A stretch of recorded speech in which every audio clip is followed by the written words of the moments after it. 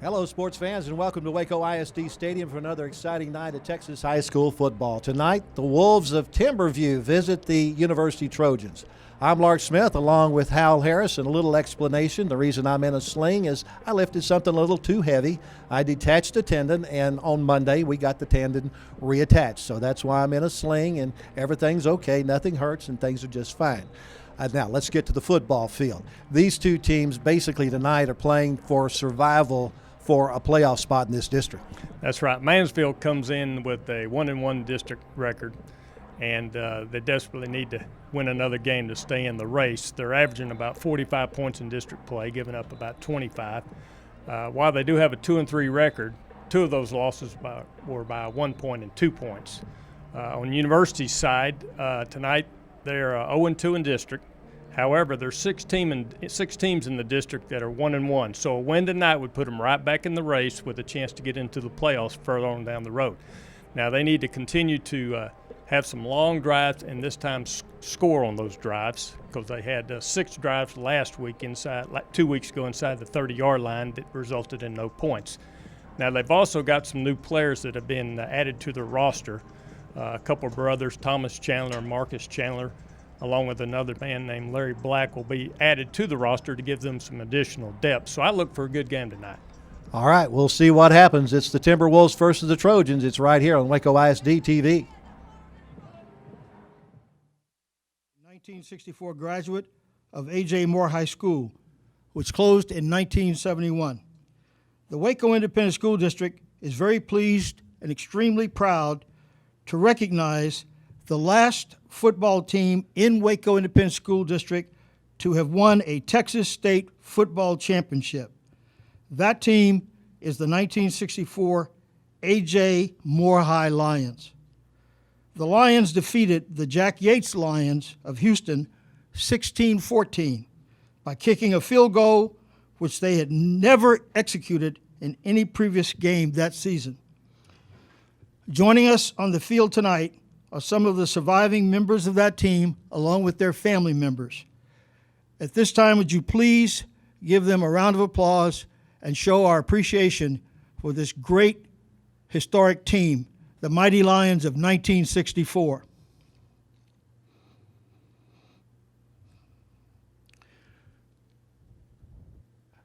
At the end of the ceremony, each of the players or their designated representative will receive a commemorative plaque in recognition of this team's outstanding achievement. That will be held back in the athletic offices where you just had your reception. At this time, I'd like to thank a few people. First of all, the board members of Waco Independent School District, the superintendent, and of course, the entire athletic department, the athletic director, Ed Love, the assistant athletic director, Ed Trocham, and the rest of their staff for making this event tonight the success it's been. This has been in the planning for some time, and there are a number of people associated with Moore High School that I want to thank as well. I'd like to offer thanks to Norman Manning, former board member of the Waco ISD, as well as Anthony Fulbright, a team member, and especially to Loria Johnson, a 1965 graduate of A.J. Moore. Loria is the unofficial public information officer for the team. They kind of selected him to do that job for them, and he's done it superbly. So again, thank you to all of those individuals for making this event the success it's been, and for recognizing this great team, the last team to win a state championship within the Waco Independent School District, some 57 years ago next month. Again, please give them a round of applause. Thank you.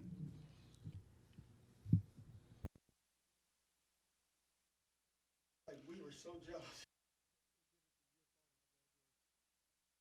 We'd like to again remind that we have the 1964 state champion Moore High Lions on the field, and the relatives are there. Remind again that you'll be getting a plaque a little bit later on.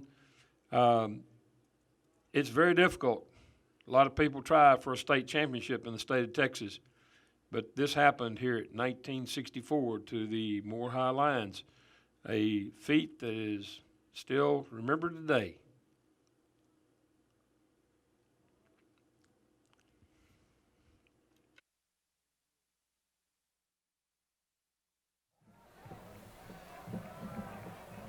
The Wolves from Timberview have made it down to the field from the locker room area, waiting to go through their run through. The University Trojans are now warming up in the north end zone. Hal, what kind of weather do we have for tonight's contest?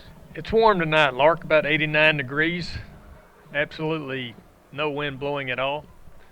Wind won't be a factor at all in this ball game. That's something we've had so far throughout this football season. Really great weather on Friday nights. Let's hope that continues. Absolutely. All the way through the playoffs. University Trojans come in with a record of 0-5. They are 0-2 in their district play. They started the season right here, on the road against A&M Consolidated, a state-ranked team at the time, losing 68-7. Then they went to Granbury and dropped a 56-27 decision. Their first game here at Waco ISD was against Terrell. The final score was 49-21, but the game was a lot closer than that as the University was going in for possibly a score near the end of the game and had a pick six that went the other way and made it look a lot worse than it actually was as the Wolves from Timberview run onto the field.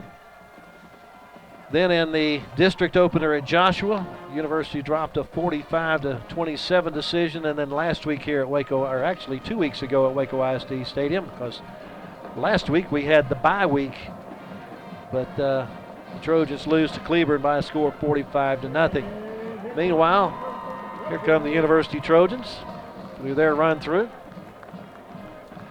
Timberview Wolves under head coach James Brown. This is his 10th season at Timberview. He has a record of 60 wins and 47 losses at Timberview. It's his 16th season overall as the head coach. He spent 1 year at Brazosport, 4 years at Fort Kempner, and 1 year at North Forney before taking over at Timberview.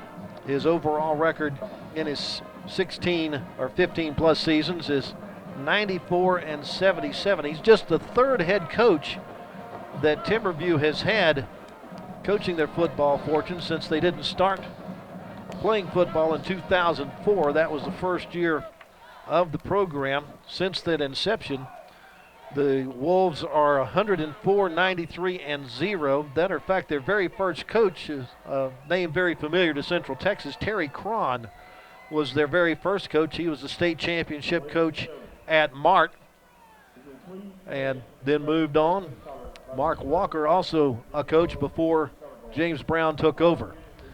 Our colors being presented at midfield by the University Junior ROTC. So let's join our stadium announcer George Snookhouse for our pregame ceremonies. Exminia Solis and Xavier Ternia. Junior ROTC started in 2002, and now we're celebrating our 20th anniversary here at University High School. We are very proud of the traditions we have established over the years, performing tens of thousands of school and community service hours to those in need. Many former cadets have gone on to serve in our nation's armed services, as well as working in broad-based of professions. We are proud of the foundation that Junior ROTC has provided to our former cadets, current and future cadets. The trademark of our Trojan Battalion is find a way to make a difference and change the world. And many of our cadets have done just that, change the world. We want to thank all those who have supported our program over the years and look forward to continuing to serve our school and community for years to come. The program is led by Senior Army Instructor First Sergeant Leonard Montalongo Jr. and Army Instructor Sergeant First Class Marcus Hayner. We'd like for you at this time to join us in a moment of silence before the playing of our national anthem.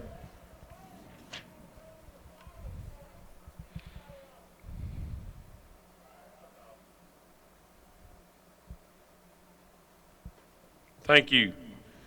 At the end of the national anthem, we'd like for you to please remain standing while the colors move. At this time, we'll have the playing of the national anthem by the University High School Band.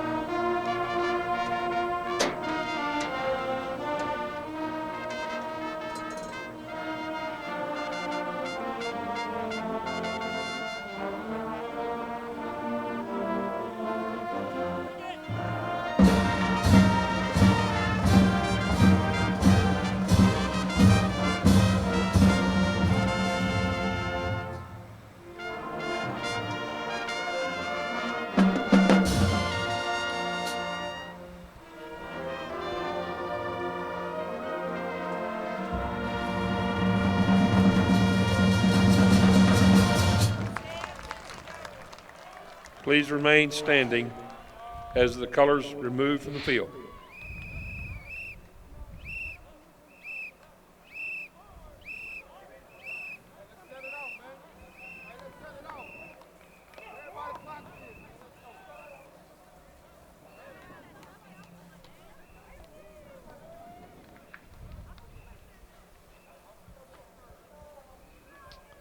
Team captains getting ready to meet at midfield with our game officials. Our game officials tonight out of the Waco chapter. Our referee is Steve Wenzel. The umpire, Matt Norris. The head linesman is Jamie Minshew. The line judge is John Waxman. The back judge is Jacob Bradshaw. Field judge is Cody Crocker. And the side judge is Rico Harris. All out of the Waco chapter under the supervision of Larry Weeks here at Waco ISD Stadium. Captains for the University Trojans tonight will be number 7, Demarion Chambers, number 55, Mike Moreno, number 70, Enrique Rangel, and number 76, Terrell Davis. For the Wolves from Timberview, their captains are number 1, Jarvis Reed, number 12, Joel Ardern, number 15, Titus Evans, and number 99, Marcus Tate.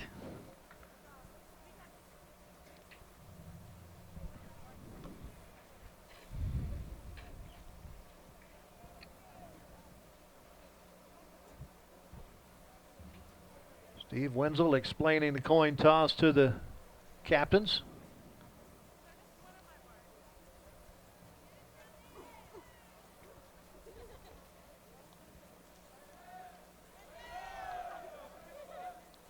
And it appears that the Wolves have won the toss and have deferred to the second half. So University gets the choice here in the first half. And the Trojans will take the football and be going from left to right on your television screen. That'll give us a chance to set up their offense for you. It's going to be led by Demarion Chambers, but most likely we'll see a second quarterback tonight for the University Trojans as Thomas Chandler has joined the team. He and his brother Marcus Chandler Lorenzo both transferred over from Waco High a couple of weeks ago and are available for the Trojans tonight, so we may also see Thomas Chandler some at the quarterback spot tonight. The running back will be shared by Makai Sandoff and Jalen Marshall. The wide receivers, Antonio Miles, Adrian Pena, and Brendan Dupree, along with Kwame Cooper.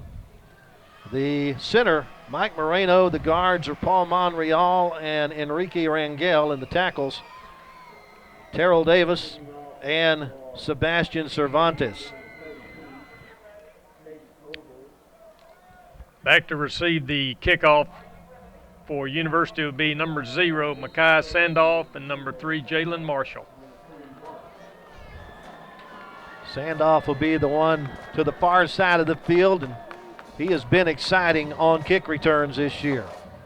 It's going to come to Sandoff inside the 15-yard line, looking to pick up a wall, but he goes straight up ahead and gets it across the 25 up to about the 27-yard line, and that's where University will start first and 10. He is knocked down by number 9, Zach Esai. Defensively for the Timberview Wolves tonight, at nose guard will be number 92, Darren Walker, 250-pounder. Defensive tackle will be Marcus Tate, number 99, 275-pounder, and number 45, Brian Mitchell, will be the other defensive tackle. Trojans start at their own 30-yard line. Chambers, the quarterback, with Sandoff in the backfield with him. He rolls, looks back, throws to Sandoff in the flat, and he'll get maybe a yard up to the 31-yard line. In on the tackle, Joel Ardern, number 12.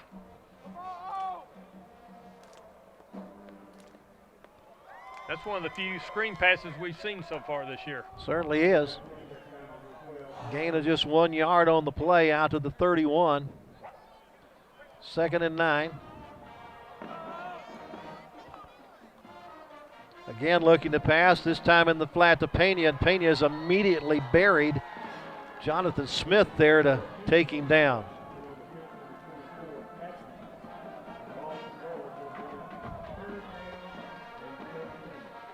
That's a loss back to the 27-yard line, a loss of 4 on the play. Can't have negative plays.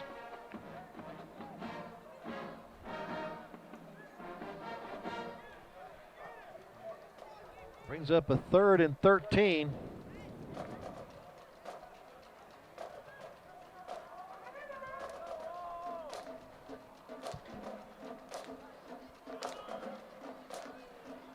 Rolling. Chambers throws and in and out of the hands of his intended target, Brendan Dupree, and it's going to be 3 and out for the Trojans.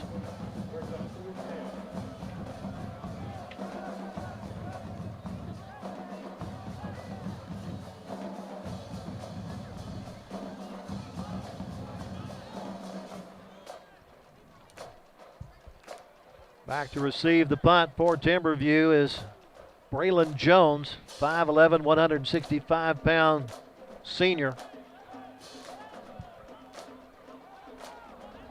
Trojans not necessarily showing punt formation, but they do have their punter, Larry Brown, in there. Well, now they switch around and don't get it off in time, I don't believe. And a little confusion there on exactly what they were trying to accomplish. Well, the 5-yard penalty against the Trojans moves them back.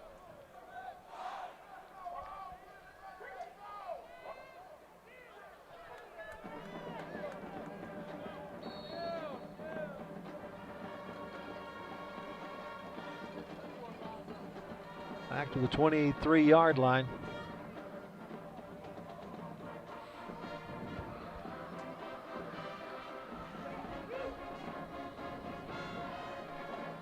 Josh Greenwood in to do the punting. Bad snap, picks it up on a bounce and gets off a wobbler that's going to take a backward roll, and University's going to kill it at about the 38-yard line in their own territory. It's going to be a 15-yard punt there. Greatly affected by the snap. Trojans only had it for 1 minute and 34 seconds, and the Wolves are going to start off with great field position at the University 38-yard line. Their quarterback is Jaden Marshall, the running back Jarvis Reed, the wide receivers Braylon Jones, Jordan Sanford, Titus Evans, and Samarian Chambliss. The center is Raymond Ismail. The guards, Devin Jolly and Moses Escalante. The tackles, Andre Kojo and Caleb Davis. From the University 38. Send a man in motion, handoff in the backfield, lots of running room, and down to the 25-yard line goes Jarvis Reed. Isaiah Williams in on the tackle, number 25. Defensively for University, their defensive tackles will be number 52, John Zay Fulbright, and number 72, Anthony Sardinetta. Defensive ends will be Brendan Dupree, and number 26, Ty Wagner. Picked up a first down from the 25. Looking to pass, nothing in the left flat, looks right, now runs out from under everything and will be dropped at the 25-yard line. No gain on the play, plus there's a flag on the play. Larry Brown, the first time he's gotten to play this year for University, in on the tackle, number 6. Holding, offense number 77, 10-yard penalty, first down. Well, that'll move the 77. That'll move the Wolves behind the chains, where it'll be 1st and 20, and move them back to the 35-yard line.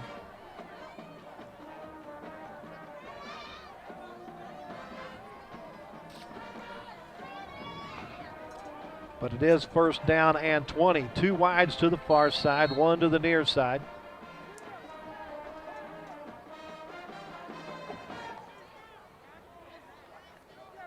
Fake the handoff to Reed. Throwing for the end zone, has a man. A flag thrown. Ball is not caught. And now let's see the meaning of the flag. Isaiah Williams was in on the defense there. Pass interference.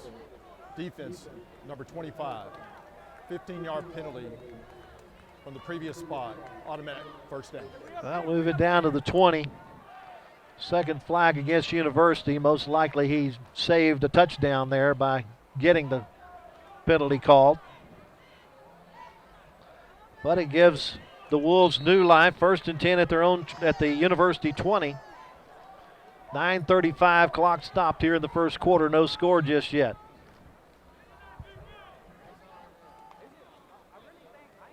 Marshall once again looking to pass. Drifts it out to Reed in the flat. Reed's to the 20, 15, 10.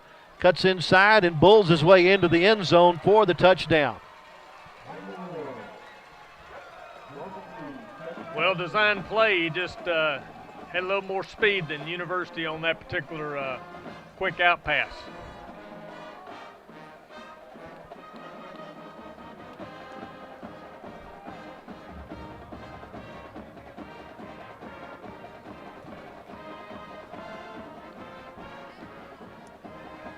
On to try the point after is Caden Obholtz. And he puts it through the uprights. 9 minutes, 26 seconds to go first quarter. And Timberview is on the board first on the 20-yard circle out pass to Jarvis Reed. Took him exactly 1 minute to go 38 yards. And they did it basically in 2 plays and 2 penalties. Back deep again for University will be Makai Sandoff, number 0. He'll be on the far side. And number 3, Jalen Marshall. University's going to have to gather up some first downs and not put their defense in poor field position inside their own 50. You need to make this other team drive the length of the field. First thing they have to do is establish some offense and hold on to the football for a couple of first downs. That's what they hope to do with this possession. Once again, it's going to come to Sandoff at the 15. He'll come to the near side looking to pick up the wall, using his speed, gets around the wall, gets up to the 30-yard line before he's finally thrown out of bounds. Number 9, Zach Esai, in on the tackle. A little bit, well, no, the same field position they had the last time they had the ball, starting at their own 30-yard line. But they got behind the chains on that first possession and could not recover. They did bring in number 20, Marcus Chandler Orzano, on the far left side. He is the wide receiver on the far side. Sandoff is the running back. Takes the handoff, and he's met immediately right after he got the football. And on the tackle, 45, Brian Mitchell. They're just flat out shooting the gaps right there. Looks like it's a loss back to the 27 of 3 yards.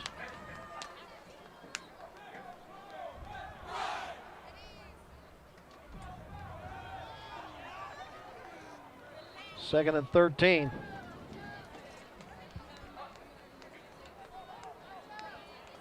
From under center this time.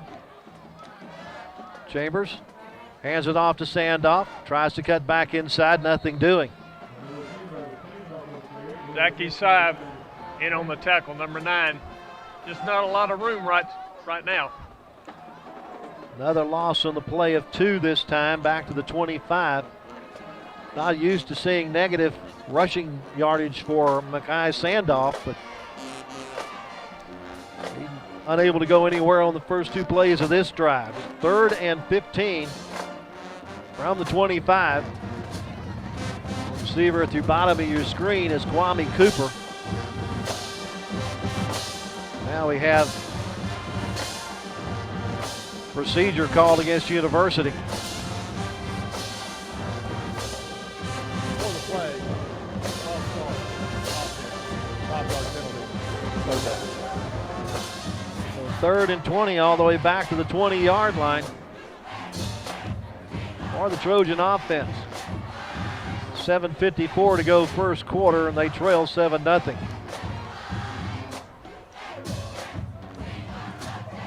Chambers back to pass, gets out from under a rush thanks to Sandoff, looking to throw the ball and just throws it away because he had nowhere to go. Ends up being an incomplete pass and brings up a 4th and 20 and another punting situation.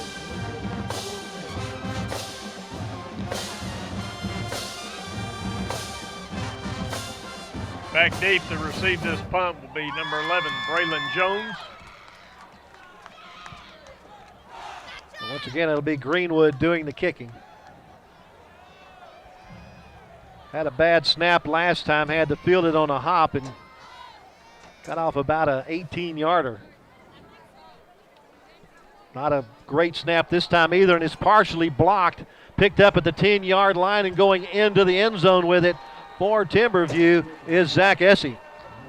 Number 12, Joel Ardern, was in to block that punt, partially block it.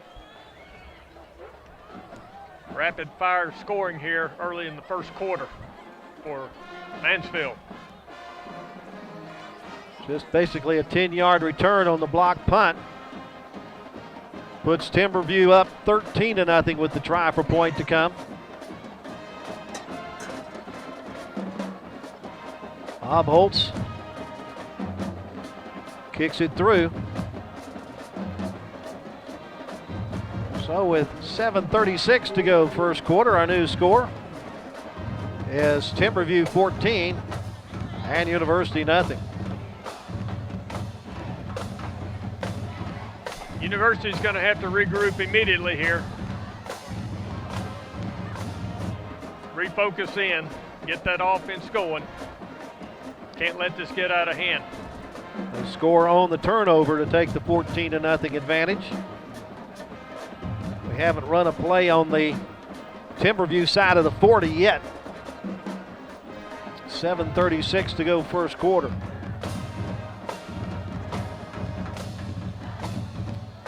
Timberview's about to get the football again. Sandoff and Marshall are deep for University. Looking for Sandoff to break one of these and start the excitement for the Trojans. They keep kicking it to him. One of these times he's going to bite them.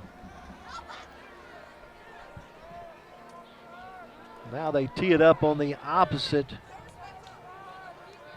hash mark. See if Bob Holtz decides to go across the way to Marshall this time.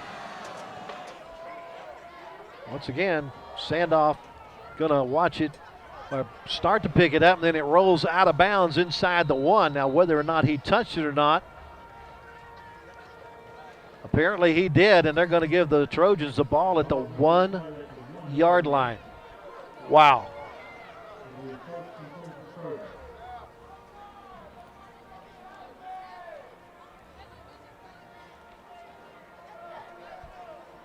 You can't let that ball hit the ground, Hal. You got to field it in the air.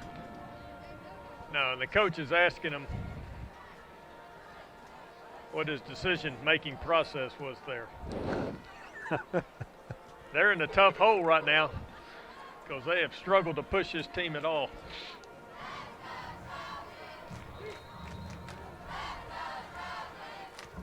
He wants a head coach, Kent Laster wants an explanation. Yeah, he's outside the numbers, between the numbers and the hash mark, wanting to know. Now he's going to talk to Makai Sandoff. Let him know that, okay, you made this mistake, learn from it. Let's not do this again. The linebackers for Timberview be number 12, Joe Ardern. He's a 190-pounder. Number 13, Kai Nash, 220 pounds. And Zach Esai, number 9, he's 210 pounds. So they've got some good size at the linebacker position. From out of their own end zone, Marion Chambers will work from under center with Jalen Marshall as the running back.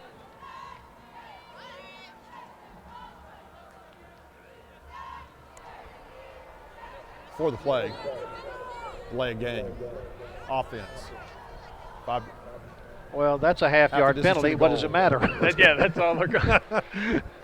1.5 feet. Yeah. Scooch the football 6 inches.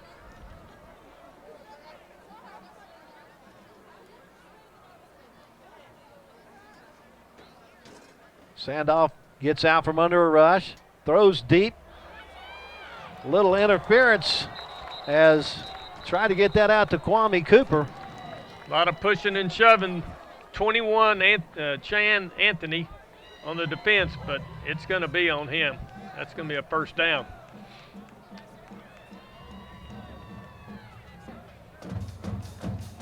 Be the first penalty against Timberview.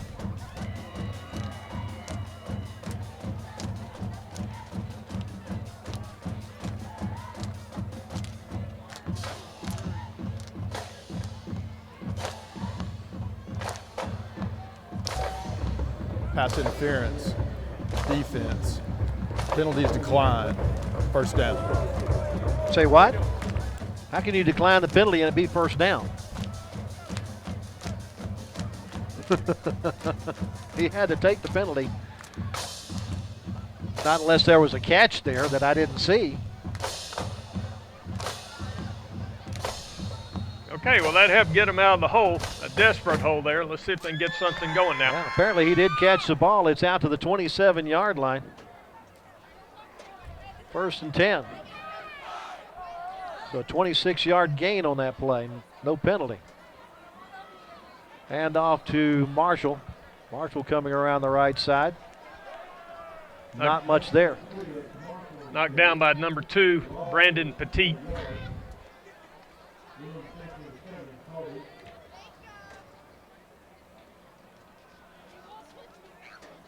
They are totally jamming up that line of scrimmage, daring them to throw the football. Marshall lost a couple of yards on that play. 2nd and 12. At the 26.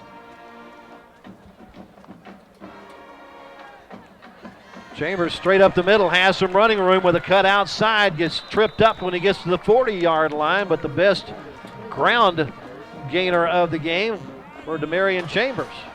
Landon Hullaby in on the tackle, number 7 for Mansfield. Picked up 15 on the play and a first down. Nice large hole there created on that play.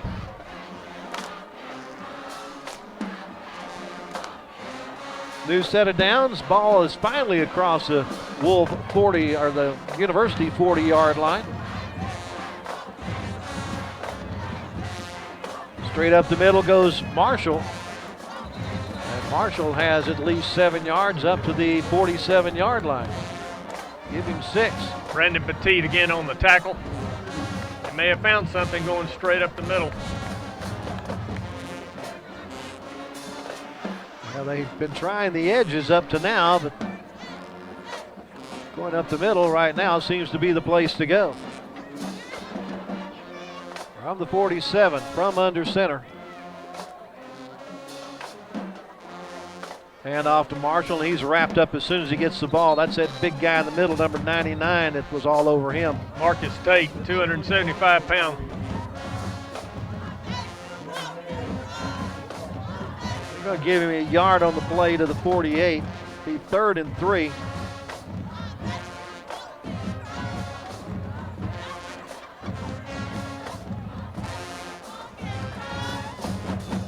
Five minutes and rolling left in the first quarter. Trojans trail 14-0, looking for a first down here. Cooper in motion, takes the handoff, cuts it back inside, but it's folded back when he gets to the 50-yard line. Got a couple, but he's still shy of the first down by a yard. Hit hard by Joel Ardorn, number 12.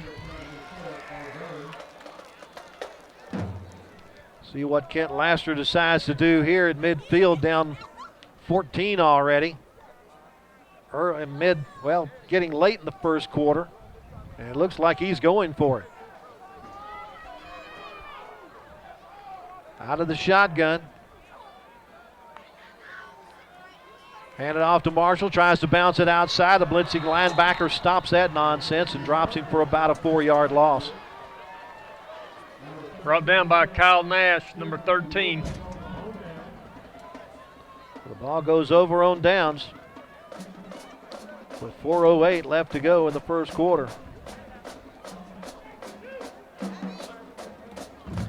At least the Trojan offense kept the ball for 3 minutes and 26 seconds on that drive.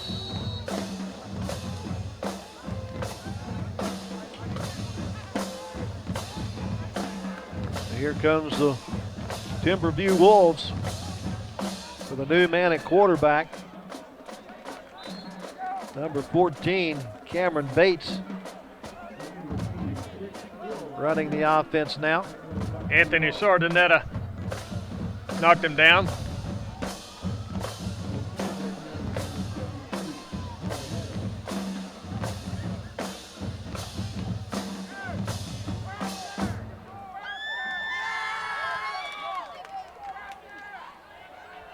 Running around the far side, number 26, DJ Hill with the football. Gets it close to the 31-yard line before he's tumped down. But we've got a flag back here right at the line of scrimmage. Isaiah Williams in on the tackle, 25.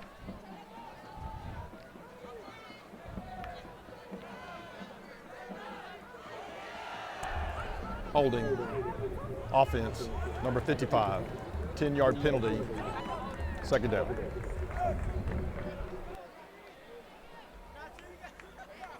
Well, that'll take it back into Timberwolf territory, or Wolf territory at the 46. I knew I was going to do that sometime tonight.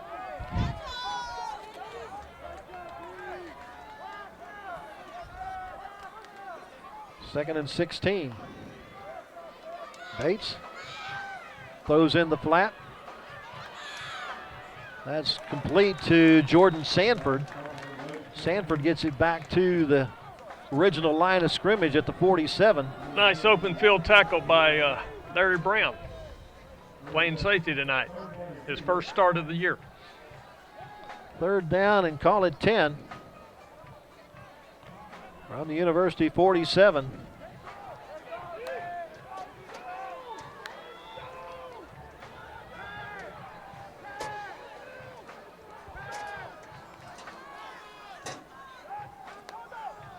Bates again looking to pass. Flush from the pocket, throws down the far sideline.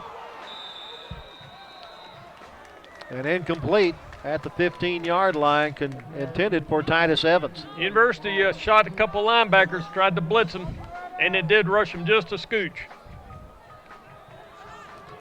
It's going to force a punt.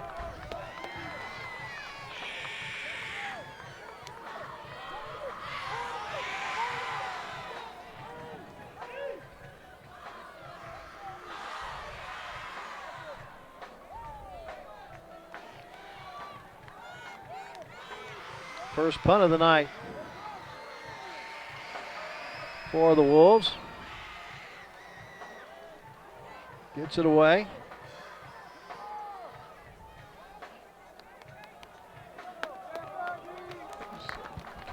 And it's going to die at about the 21-yard line. It's about a 25-yard punt.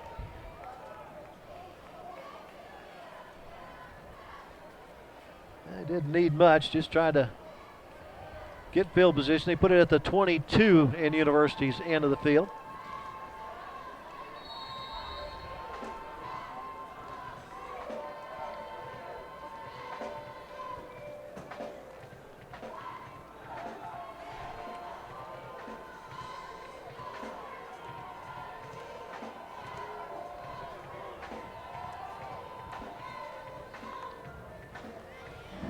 Chambers back to pass, flush from the pocket, stays alive, throws, and just throws it into the University bench. Had nobody there, but he's outside the pocket, so no intentional grounding. Just had to get rid of it, nowhere to go. A lot of heavy pressure being applied by Timberview.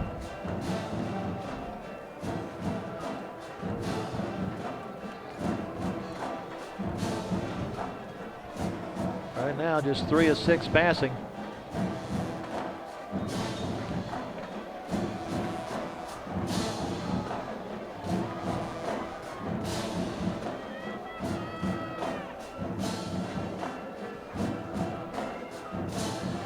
Once again flushed, rolling, looking downfield, and nice job by the defender to get in front of that one, but a flag thrown on the play. He did make some contact with him, ever so slightly. Jonathan Smith, number 4 for Timberview Wolves.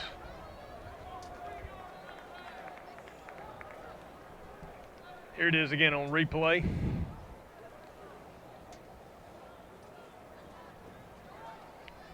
you get to him before? It looks like he clipped his foot too, so we'll see. Pass interference, defense, spot foul, automatic first down. 1st and 10, moves it out to the University 37-yard line.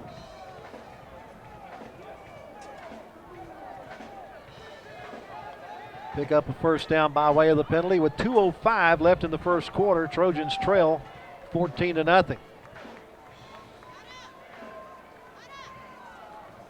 Still no running room whatsoever for the running backs as Sandoff is hit immediately as he gets the football. Marcus Tate in on the tackle. Lost a yard back to the 36. Prior to the snap, they had 8 guys literally within 1.5 yards of the line of scrimmage. I got Sandoff with just 3 carries right now for -6 yards. We like to see him with 3 carries and about 36 yards. 2nd and 11. Dropped the snap and then just falls on it. Snap was a little short of its target. Chambers tried to pick it up, but couldn't find the handle on it, so he smartly just falls on it. It's going to be another loss on the play. This one back to the 30. -6. It's up a 3rd and 17.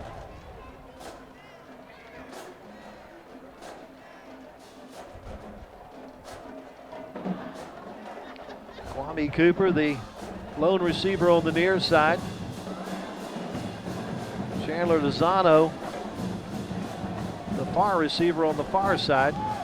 Another bad snap, but handled by Chambers this time. Throws, and it is in and out of the hands of Kwame Cooper. In on the defense, Chan Anthony, number 21. So it brings up another punting situation at the University 30.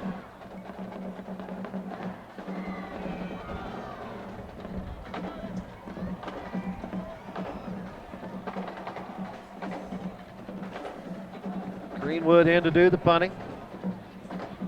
Braylon Jones back to receive this punt for Mansfield. Gets this one away, but not a very good punt.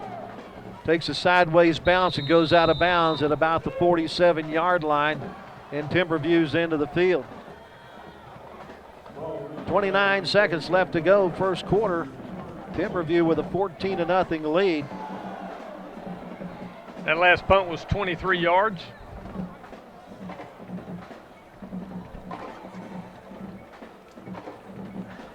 See who head coach James Brown decides to bring out as his quarterback for this set of downs. It's going to be the starter, Jaden Marshall, who will be the quarterback. Jarvis Reed in as his running back. Sends a man in motion, but hands it off to Reed in the backfield. Reed has lots of running room, cuts it back toward the middle. Between the hash marks, a spin move keeps him on his feet across the 30, picks up a block, headed for the corner of the end zone, and a great run by Marshall, and flags it near the end of the play. I don't know if there was a block behind Reed that was unnecessary that might cause the touchdown to come back, but that's some shifty moves by Jarvis Reed to get into the end zone from 53 yards out. Yeah, that's going to be a push in the back by 18. So that'll bring him back some. Yeah, he broke 3 tackles. He is a quick runner.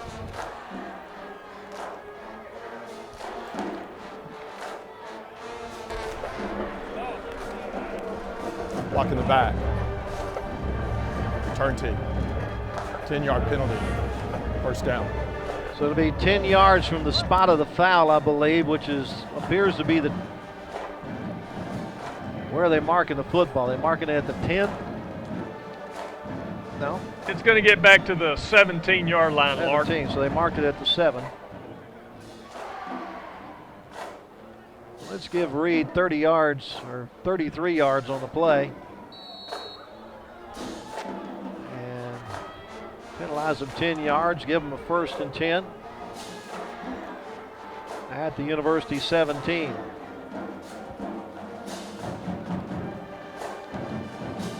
Basically the same play the other way, except this time he keeps the ball, throws for the end zone, has a man wide open, and unable to come down with the football.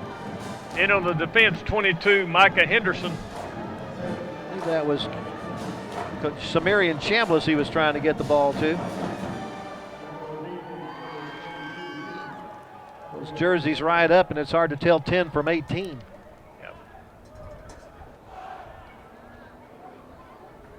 First incompletion of the night for Marshall. He's 1 of 2. They're 2 of 4 passing for just 21 yards, or 27 yards and a touchdown. 7 seconds left, last play of the quarter. High snap, but he pulls it down. Reed has the football in running room, bounces it outside. Finally pulled down at about the 10-yard line. Larry Brown in with the tackle. He has been in on a lot of tackles already tonight.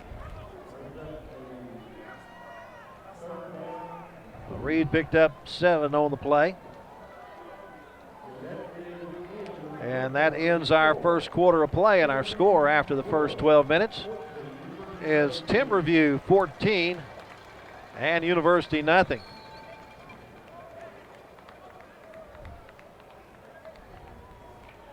Had a really nice ceremony before the game tonight, honoring the 1964 A.J. Moore Lions football team, who won a state title over Houston Yates back in 1964.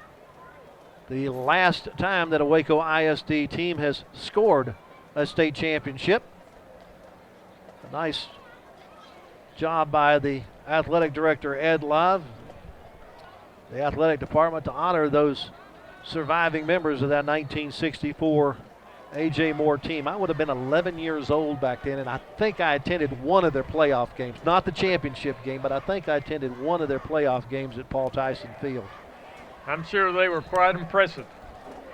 Anybody who wins state championship has got some athletes. Absolutely. So here we start the second quarter with the Wolves facing a 3rd and 3. Make it a 3rd and 2 as they take them down to the 9-yard line. An 8-yard pickup for Reed a moment ago.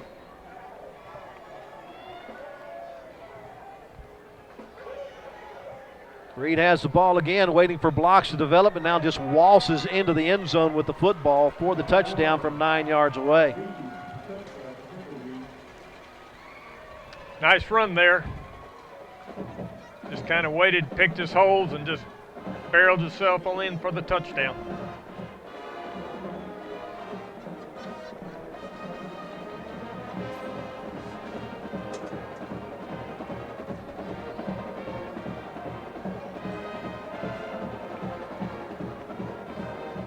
On to get the extra point is Caden Obholtz. Out of the hold of his quarterback Marshall, and he puts it through. 11 minutes, 54 seconds left to go in the first half. And Timberview leads University by a score 21-0. Well, at least the Trojans made them work a little bit more for it than what originally looked like when Reed took off for a 53-yard touchdown run, but called back because of a block in the back. But 2 plays later, Reed is in the end zone from 9 yards away. They held the ball for just 35 seconds on that drive. Basically a 3-play drive that goes 53 yards. Right now, offensively, for the Timberwolves, I have them with just 9 plays for 93 yards.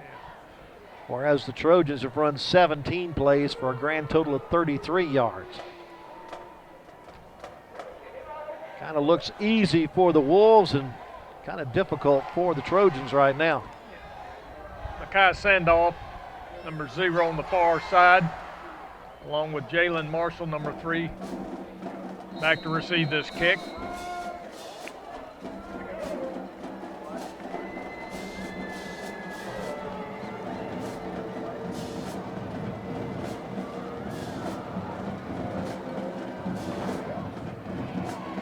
Going to go to the far side. Sandoff picks it up on the bounce at the 15, coming to the near side, looking to pick up blocks. Gets around the would-be Wolves, chasing him down, and finally forced out of bounds at about the 33-yard line.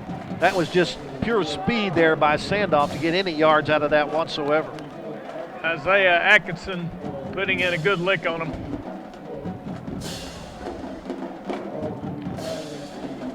Spot the ball at the 34-yard line for the Trojans to start their first drive of the second quarter, trailing by 3 scores. This will be the best field position they've had so far. And we're going to have a new quarterback in the game as Thomas Chandler now taking over at the quarterback spot for the Trojans. His first snap as a University Trojan. On the option play, he keeps, and he'll get a couple of yards up to the 36-yard line. Micah Sanders tackling him, number 19.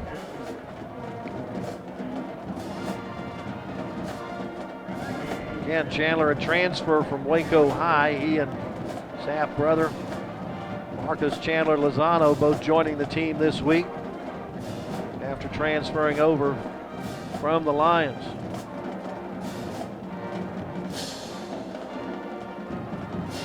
Well, again, Chandler keeps the football, but this time unable to get around the left side for no gain this time. Demarius Stewart brought him down on the tackle. Bring up a 3rd down and 8.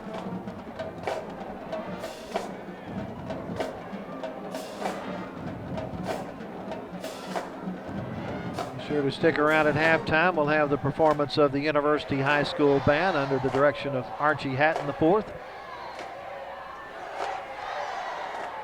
Anya goes wide to the far side in the slot. Cooper on the near side. Excuse me, that's Chandler on the near side. Straight drop back. Chandler flush from the pocket, steps up, looking for running room. Will be sacked back at the 29-yard line. Actually, they're going to mark forward progress at the 31, so just a loss of 5 on the play for Chandler. That's going to bring up a 4th down and 13 and another punting situation. Brandon Petit in on the tackle, number 2.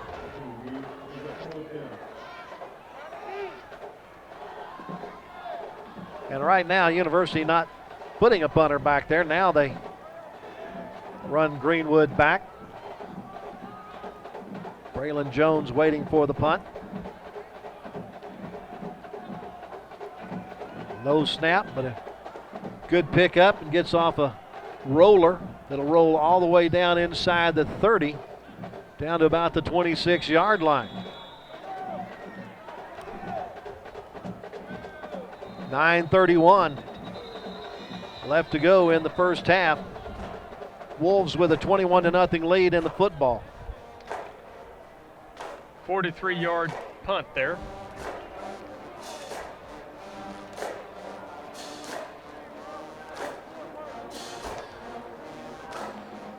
Let's see who James Brown decides to bring in quarterback on this particular series, up by 3 scores. It's going to be number 14, Cameron Bates, will operate the offense. Unsportsmanlike conduct against both the defense and the offense.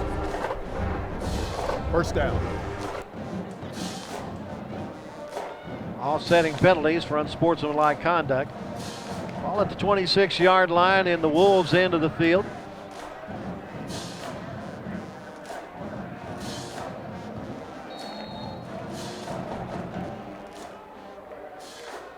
Javion Madison, the running back, in the backfield with Bates, the quarterback. Fake the handoff, looking to pass. Has a man down the near side, and it's knocked away. Not sure, I think that's going to be offensive interference myself, because it looked like Micah Henderson had great position on that pass.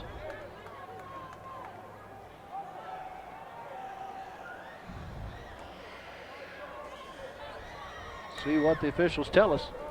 Pass interference. Defense, number 22, 15-yard penalty, first down. Well, that goes against the Trojans.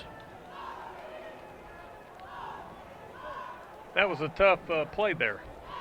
I couldn't tell if he tried to maybe raise his hands ever so slightly, and he wasn't looking at the ball, but it happened so quick I'm not for sure on that. I don't think they know where to spot the football. One Should thing, be out about the 41. yeah, University is, they're trying to line up right on top of the receivers. At least they did on that last play. This time they're backing off.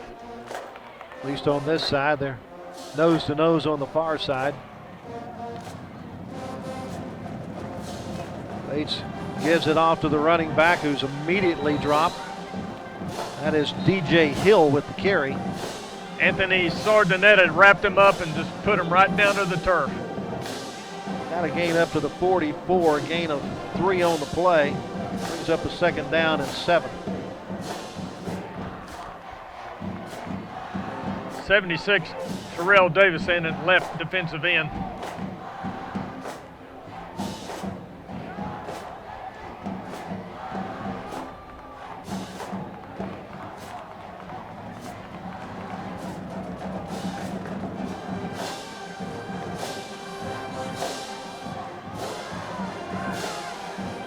Into the open is J.D. Hill. It's a foot race, and he'll be caught from behind.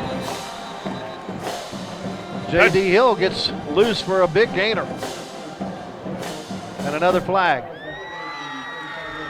Larry Brown in on the tackle, but he's shaken up. He's going to come off the field there. Holding, offense, number 55, 10-yard penalty, second down. So a holding penalty brings that one back.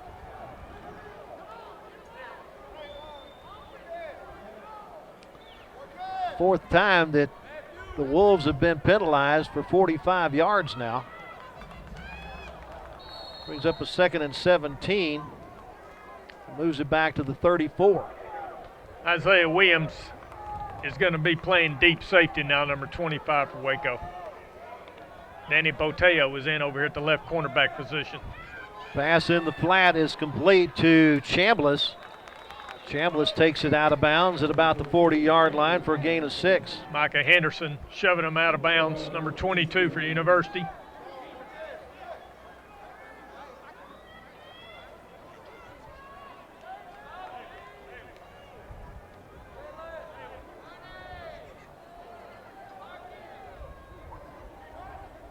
That'll bring up a third down and 11.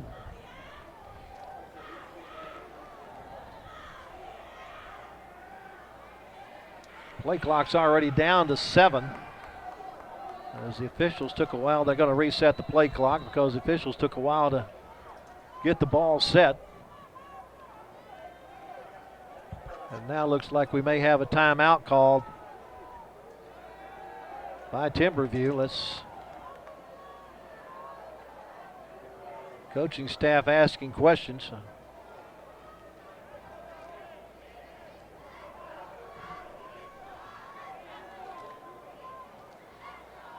Well, they want to get the ball spotted on the right hash mark, or the correct hash mark. The left hash mark, correct according to the coaching staff. They want it on that hash mark.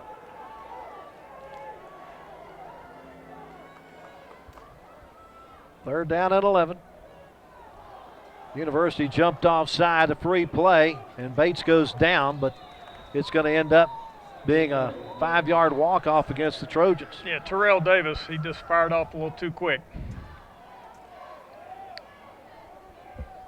Mansfield had sent 2 receivers deep. Offsides, I mean, they were 40 yards deep. 5-yard penalty, still third down. 5 penalties now for University for 45 yards.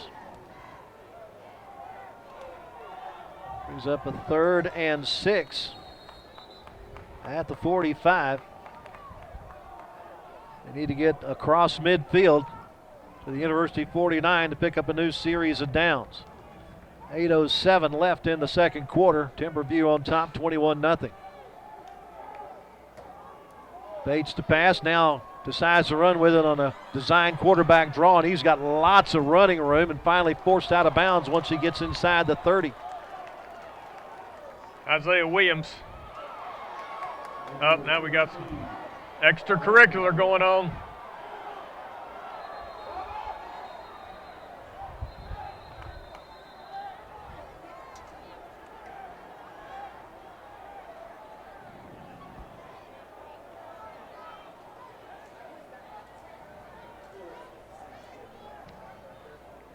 Well, the officiating crew will have to sort this one out. Our referee Steve Wenzel been a very busy official here in the first half. Head coach for University, Kent Laster, brings his entire team over to the sideline and wants to talk to him and settle him down.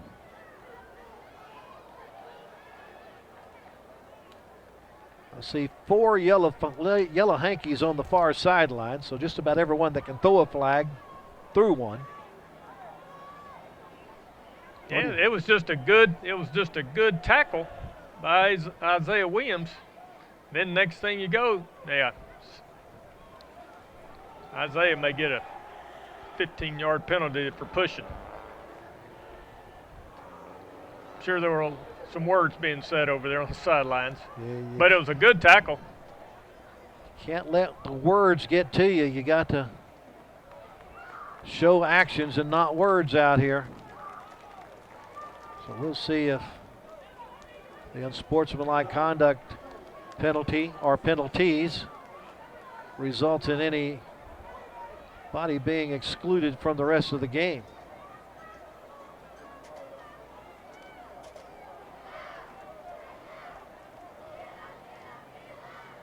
Steve Wenzel going to sort it out for us, I hope.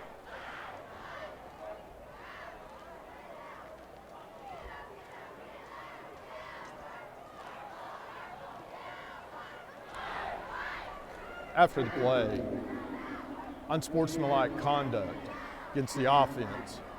Number 1, number 18. Those players are disqualified. After the play, unsportsmanlike conduct, defense. Number 22, number 15. Those players are disqualified. So Raylan Scott and Micah Henderson out of the game for University. Meanwhile, Timberview is going to be without Jarvis Reed and Savion McKinnon after the unsportsmanlike conduct call. They marked him out at the 18-yard line.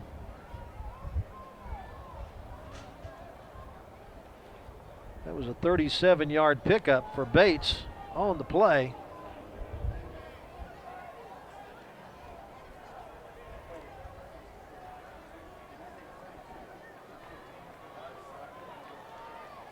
And I guess since the penalties are against both teams, then it's just offsetting and we play from there. You're right.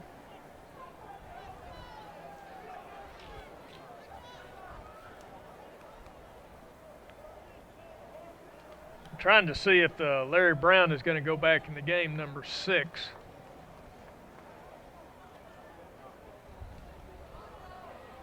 Again, it's very good that the officials allow both coaches to take their teams to the sideline and cool them down while the officials discuss exactly where they're going to place the football and all those. All right, so we got 27, Danny Poteo is going to be the left corner. Isaiah Williams, 25, is going to be in the game at one of the right corner positions. Larry Brown's the safety. Correction. Number 22 defense is not disqualified. First down. Okay, so offense. they do not lose Micah Henderson. Now they trying to get it right, but number 15, Raylan Scott, was the one number in purple that I saw over there in the mix, who has been disqualified for University, but 2 members of the Timberwolf team, Jarvis Reed and Savion McKinney, out of the game now for the rest of the night. Matthew Marquez, number 30, is in at one of the linebacker positions for University. Bates in at quarterback. Hands it off to Hill in the backfield. Hill bounces off of one University Trojan, gets a block downfield, and gets into the end zone for the touchdown. DJ Hill from 17 yards out.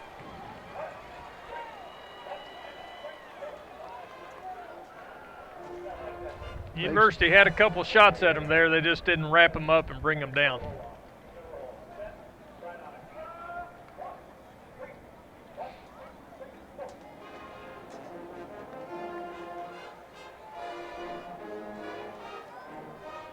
Point after attempt on its way and is good. 7:50 left to go, first half. And Timberview extends its lead to 28-0 on a nice run by DJ Hill. There's a 74-yard drive there, I believe. Offsides, offense, penalties decline. Points good. Yeah, 74 yards and really only about 4 plays. A lot of penalties involved there. And took all of 41 seconds.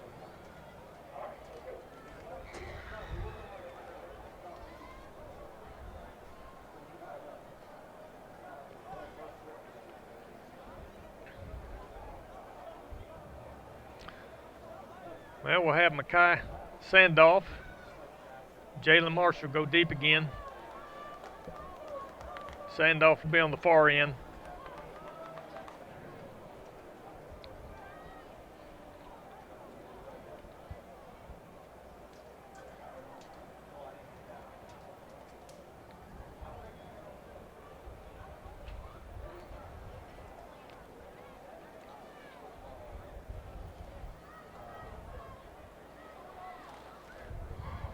Maybe we got order restored here and get back to football.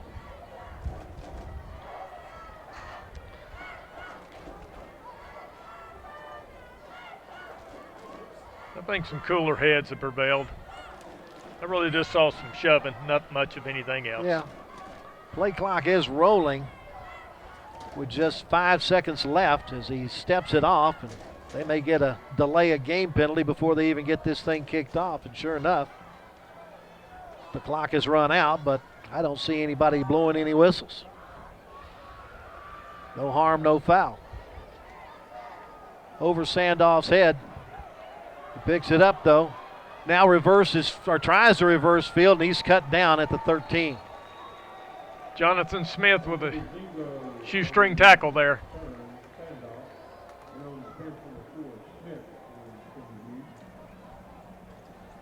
Timberview 56 yards on just 13 offensive plays.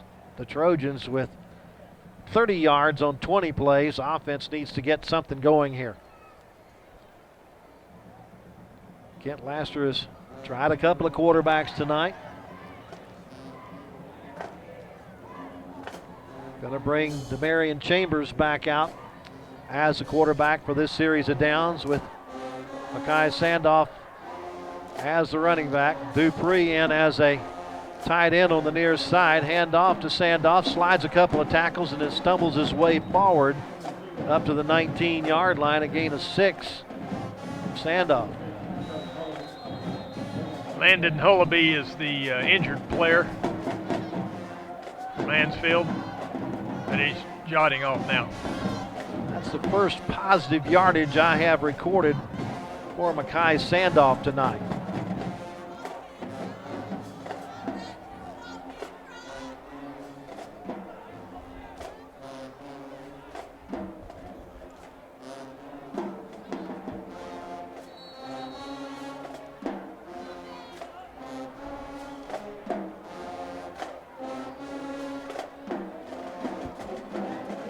Dupree now in the slot with the 3 receivers on the far side. Puts Sandolph in the motion to empty the backfield. He takes the pass, but it's in and out of his hands. Don't believe he was ready for that one, Lark. Got on him a little too quick. 3rd and 3 at the 19. Micah Sanders for Timberwood is the right defensive end. Number 50, Moses Escalante is in at the nose guard position. Looks like they still have the starters in, don't they? And now timeout called with 7:14 left to go in the second quarter. Trojans calling the timeout their first.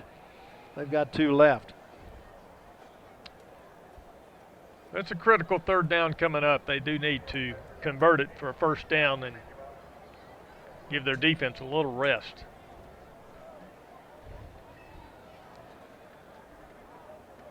Next week here at Waco ISD Stadium, big matchup between crosstown rivals, the Waco High Lions and the Midway Panthers. Should be fun. That's what we got in store for you next week here on Waco ISD TV. Right now, University trying to find some offense against the Timberview Wolves. Trailing 28-0 with 7:14 left to go in the second quarter.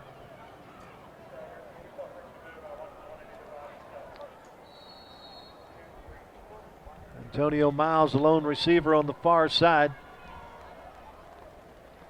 Send Pena in motion, but it's going to be Chambers keeping the football, and he'll get swamped about the time he gets to the 20 for a 1-yard gain. Number 12, Joe Ardern with the tackle there.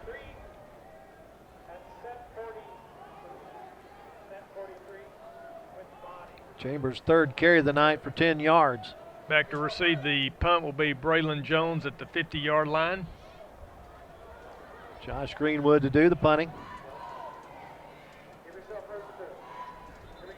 Now we got a false start by the center. Looked like he was ready to snap the ball and didn't. So that's going to move it back 5 yards. For the play, false start, offense, number 55, 5-yard penalty, still 4th down. 6 penalties for 50 yards for the Trojans.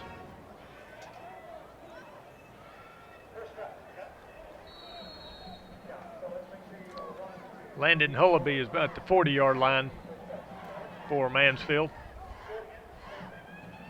Get the punt away, coming toward the near sideline.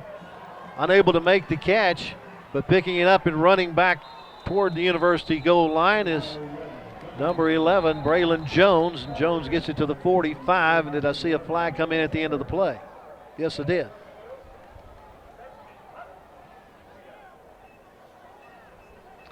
That was a 30-yard punt, but we'll wait to see where the infraction occurred and who it's against. Normally, in punts and things like that, you get a block in the back by somebody that's not anywhere near the football.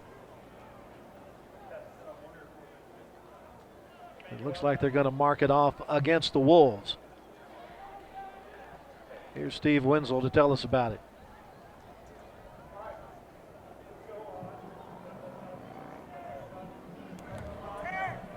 Personal foul, receiving team number 22, 15-yard penalty, 1st down.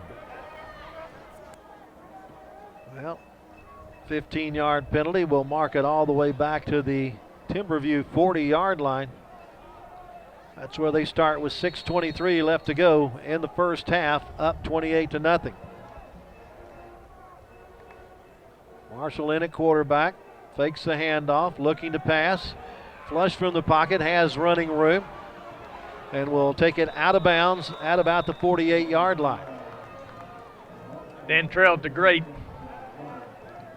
in on the tackle there after a 7-yard gain.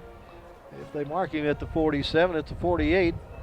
We got Sebastian Cervantes in at left defensive end for University. Actually, they gave him 9 yards out to the 49.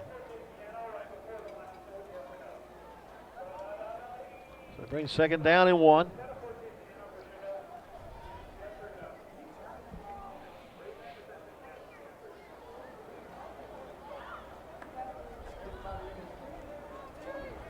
Again, fakes the handoff, throws across the middle, and it's intercepted. Going the other way with it for the Trojans is Larry Brown. Brown cuts back, finds some Trojans to get behind, doing a great job of following his blocks and getting it all the way down to the 10-yard line. Now there's a flag thrown at the end of the play. But a great job by Larry Brown to pick that one off and weave his way through defenders and Trojans deep into Wolf territory. That was about a 60-yard return there on the interception.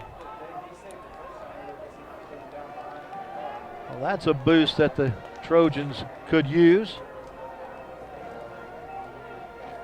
Again, Larry Brown, his first game with the University Trojans tonight after transferring in from the state of Virginia. Here's Steve Wenzel to tell us about the infraction after the play. During the return, walking below the waist against the return team, half of the distance to the goal, first down. Well, needless to say, this is their best field position tonight. Absolutely. 5 minutes, 56 seconds left to go.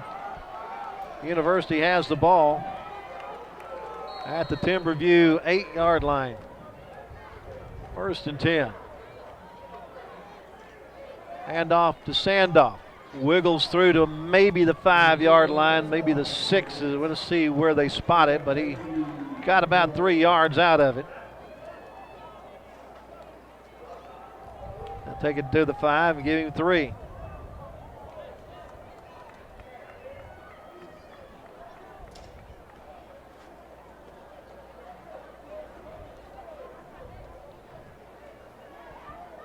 Second and goal. Dupree in motion. Now stops.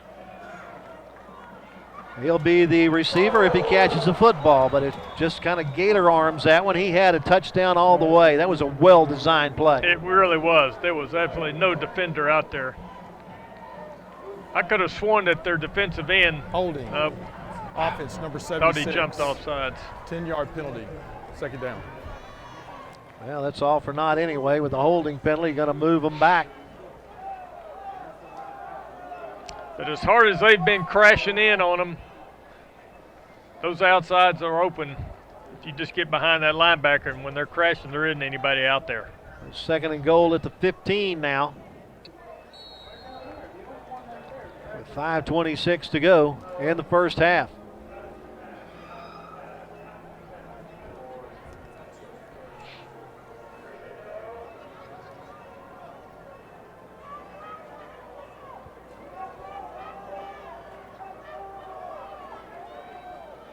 Chambers with the pump fake, throws in the flat, complete. Couple of juke moves, not able to get Antonio Miles free. Landon Hullaby in on the tackle.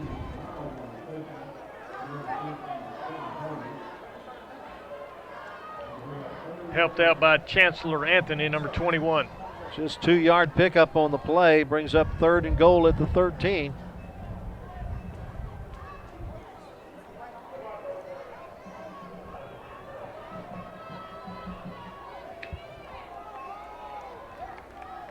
Two wides to the far side. Handoff, Sandoff trying to get around the end. Going to get a flag on a block on the end. I believe they may get Marcus Chandler Lozano for holding on that play. Now we get another flag after the play is over.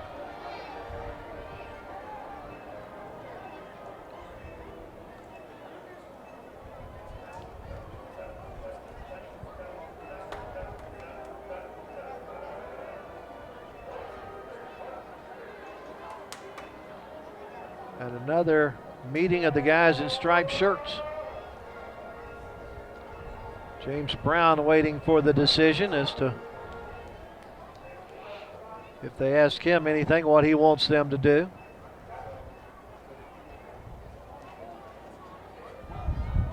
Now he's discussing things with our official, Steve Wenzel.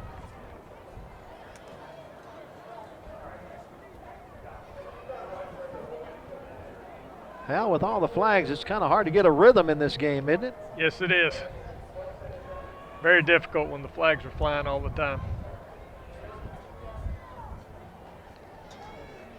But they got one of the flags going to be on the wide receiver, number 20. Here comes the call from Steve Wenzel. legal procedure, offense, holding, offense. Those penalties are declined. After the play, Here we go. unsportsmanlike conduct, offense. That penalty is accepted. First down. It's pretty hard to have more than that many penalties in one play. Yeah, really. A lot of flags. It's still going to be 3rd down and goal. Correction, 4th down. Oh, he says 4th down. And it's back at the 28-yard line.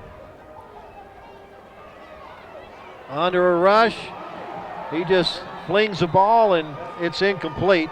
It's not a fumble. And the ball will go over on downs. Good job to just get rid of the football and not take the sack. Yeah, a lot of pressure was being applied to him.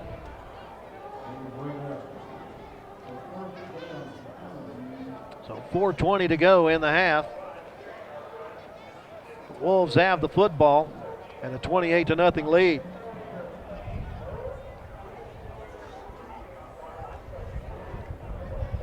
And though play clock or game clock, University had the ball for just 1:36, but it felt like it took about 15 minutes to play that series of downs. 29. The Trojans unable to take advantage of the interception by Larry Brown. With great field position, they end up going backward, giving the ball to the Wolves at the Timberwolf 29-yard line.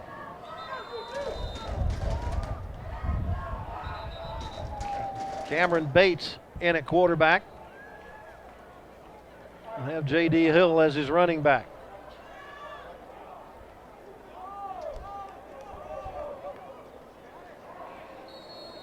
University either doesn't have enough men on the field. Now I think they're ready. Hill with the handoff.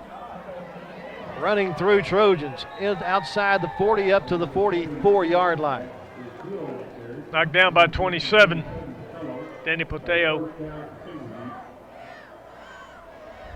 Picked up 15. Along with Dan Trell, the great number 1.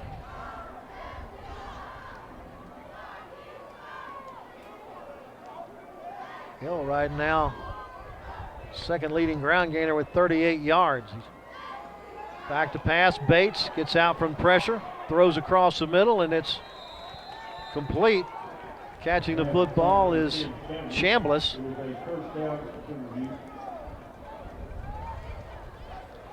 Down to the University 44-yard line.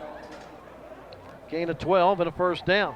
56, Sebastian Cervantes in at left defensive end for University.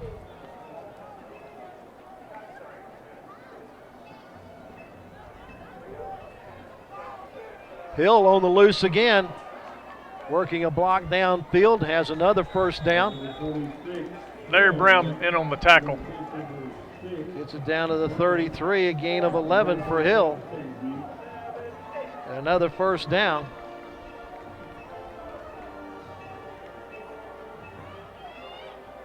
Their second unit just about as potent as their first unit on offense.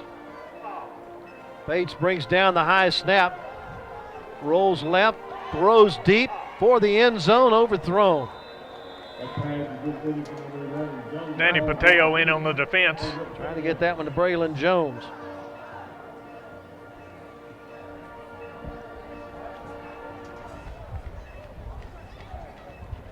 Just the second incompletion for Bates tonight. He is 3 of 5 for 25 yards. Jaden Marshall is just 1 of 3, 1 interception, but 1 20-yard touchdown pass.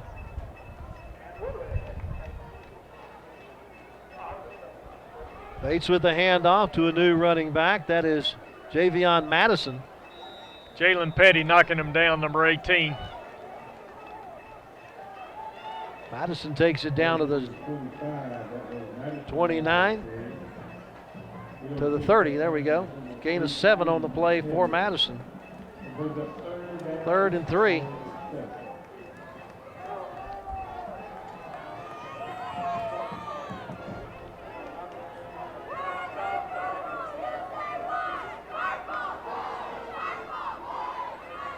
Pass in the flat. Madison will not get the first down. Daniel Boteo, 27, in on the tackle. Takes it down to the 25 for a pickup of 5 on the play. Brings up 4th down and about 2.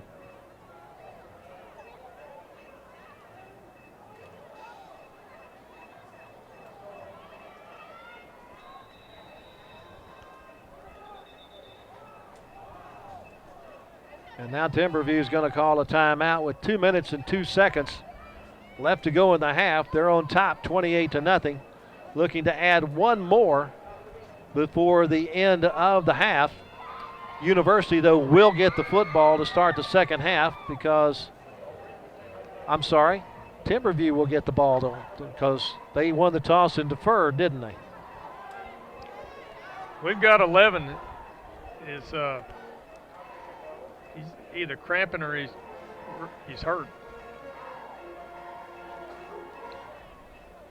He was struggling to get off the field.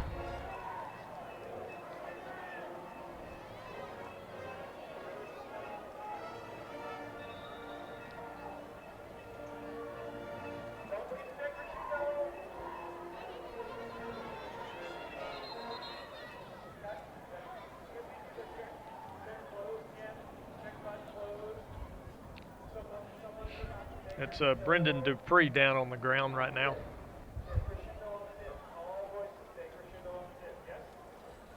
He's pretty versatile. We've seen him both on offense and defense tonight for the Trojans. Need Jerry Williams to get him back in the game.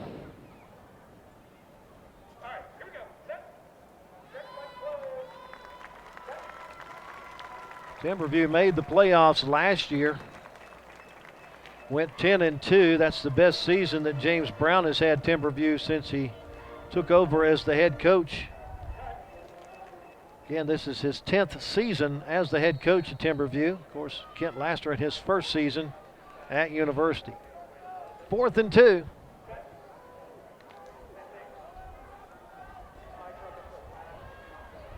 Getting the first down and more is Madison, and he'll go into the end zone from 25 yards out for the touchdown. Just a good run right up the middle.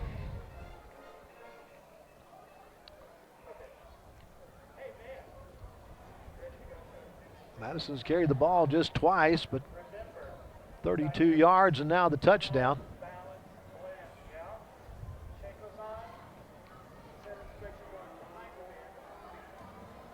Obholt's on to try the point after.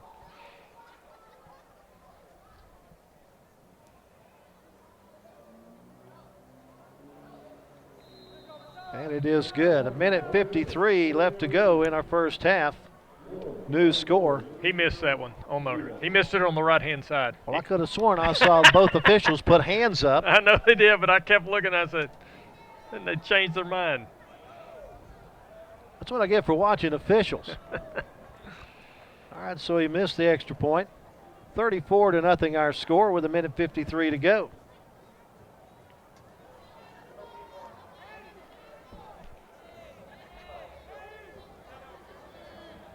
Really the only offensive drive we can call of the game. It goes 71 yards in 7 plays and took 3 minutes and 17 seconds in what has pretty much been a haphazard first half here.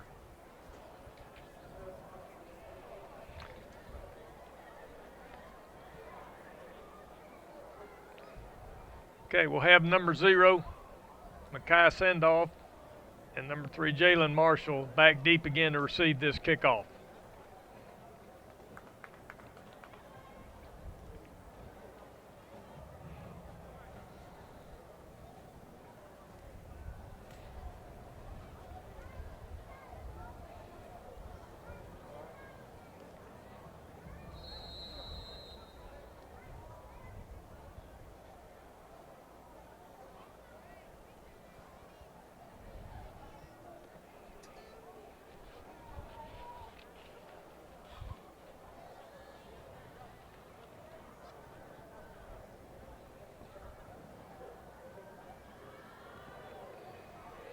Going to go to Sandoff.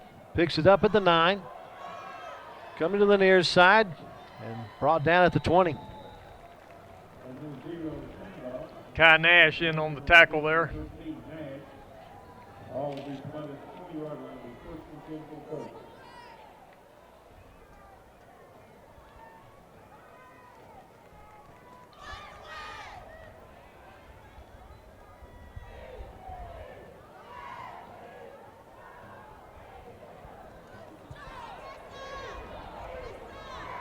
Marion Chambers at the quarterback. Tries to throw in the flat quickly and gets it complete out to Chandler. But no gain on the play.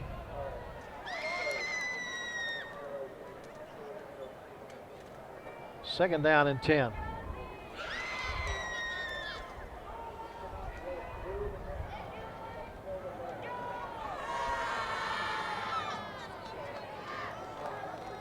Straight drop back. Threw it into a crowd. Almost coming up with the interception for Timberwolves is Chancellor Anthony. Yeah, they had that one well protected there. They were right on top of the receiver.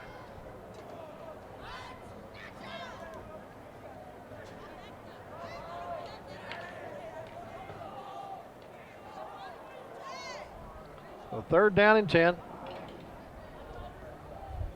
Chambers with 3 receivers to the left. Options with Marshall, and he's dropped in the backfield.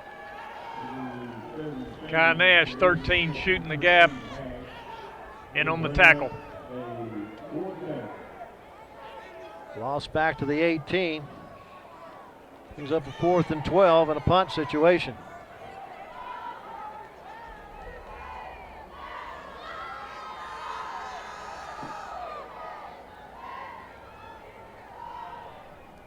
Braylon Jones back on the 50-yard line for Timber. Greenwood gets off a punt. Fielded at the 48. Across the 45 goes Jones and swallowed up when he gets to the University 41. They still have 51 seconds to try to put more on the board here in the first half, up 34-0. Number 20, Marcus Chandler, Razone, in on the tackle.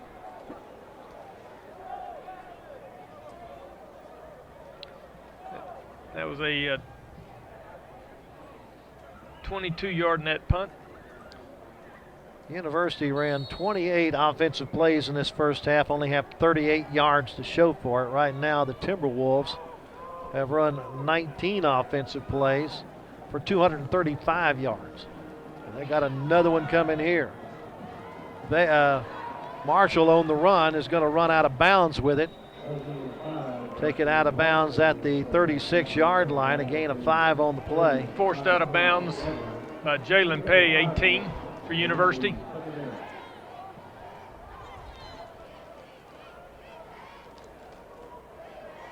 Certainly spread the yardage out tonight for Timberview. Got 6 different ball carriers in the game so far tonight. Again, back to pass, looking deep, steps up in the pocket, now runs and has some running room. Will be forced out of bounds at the 29. Jalen Petty again forcing him out of bounds. But he picked up first down, stops the clock with 36 seconds to go. Trojan defense doing a good job of covering the receivers and forcing Marshall to carry the football.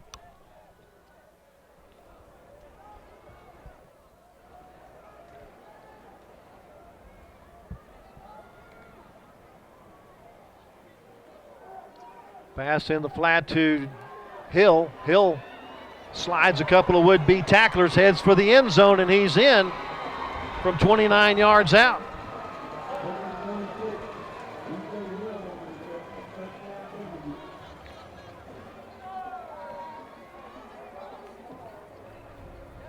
The University had a couple guys over there, but they just weren't able to make the tackle on them.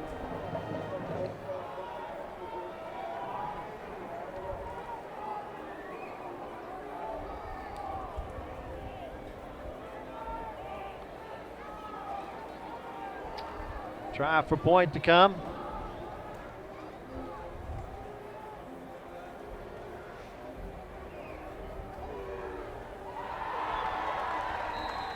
This one is no good, according to the officials. Hit the left crossbar. So 25 seconds left to go. It's now 40-0 in favor of Timberview. So 41 yards in just 3 plays. Took them all of 26 seconds to do it. James Brown has gotten his team plenty of momentum going into the locker room.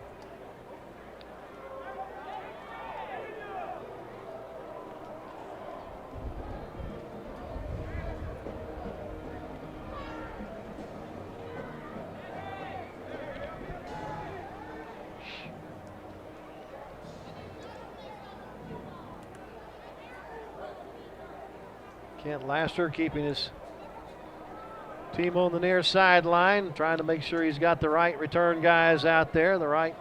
He is kick return changing team. it up a little bit. Larry Brown's going to go back there also with Sandoff.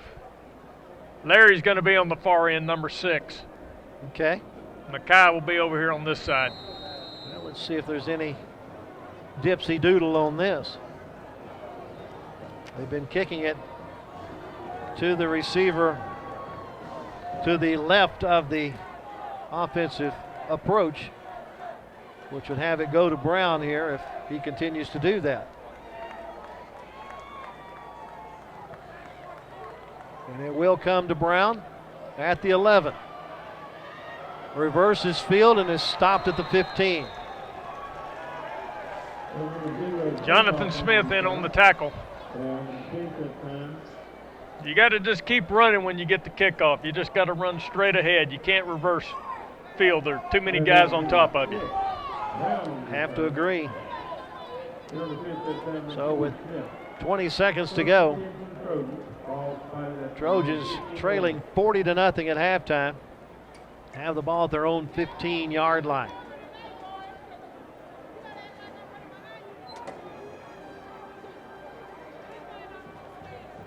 That'll be Chandler at the quarterback, Thomas Chandler, the junior. Second series that we've seen him. Only had 10 players on the field. When you start putting in different packages, sometimes you miss a player. So the Trojan called their last timeout. Timberview still has all 3 of theirs and no reason to use them.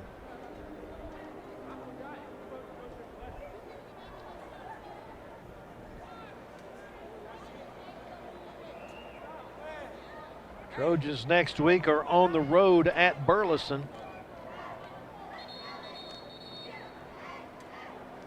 And in 2 weeks, they get to entertain the number 1 team in the state in their classification, Aledo.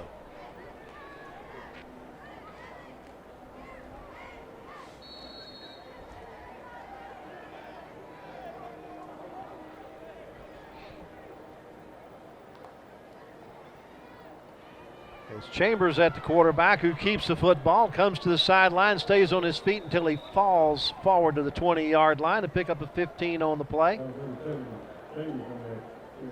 And that's going to run out the clock in our first half. Well, it's been all Timberview Wolves here in our first 24 minutes. As we head to the break, our score is Timberview 40 and University nothing. Stay tuned for our halftime activities right here on Waco ISD TV.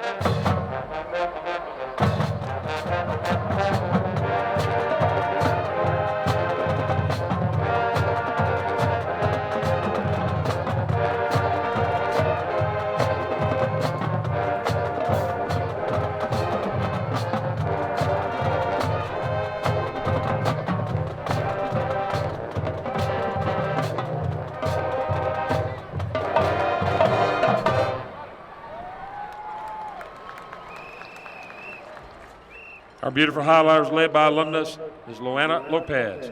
Please give it up for the high steppers, UHS highlighters. Are you ready to be entertained? Please get on your feet and cheer for the most dangerous band in the land. Showing up in numbers and showing out in style and guaranteed to make you smile. The Mighty Trojan Band. You're in for a treat tonight. The Mighty Trojan Band is excited to be performing our competitive marching show for you this evening. Prepare to launch into a dramatic trip through time with our versions of Johnny, Journey of Man, Youth and Flying, from Secure du Soleil's famous show, Journey of Man. Thank you to all the sections for continuing excellent sectionals without our director asking or being present. The Officer of the Week are Jasmine Romero Perez and Jonessa Martinez. Senior Drum Major Johanny Vicano, Assistant Drum Major Sierra Walker. Drum Major, is your band ready? Ladies and gentlemen, the Mighty Trojan Marching Band.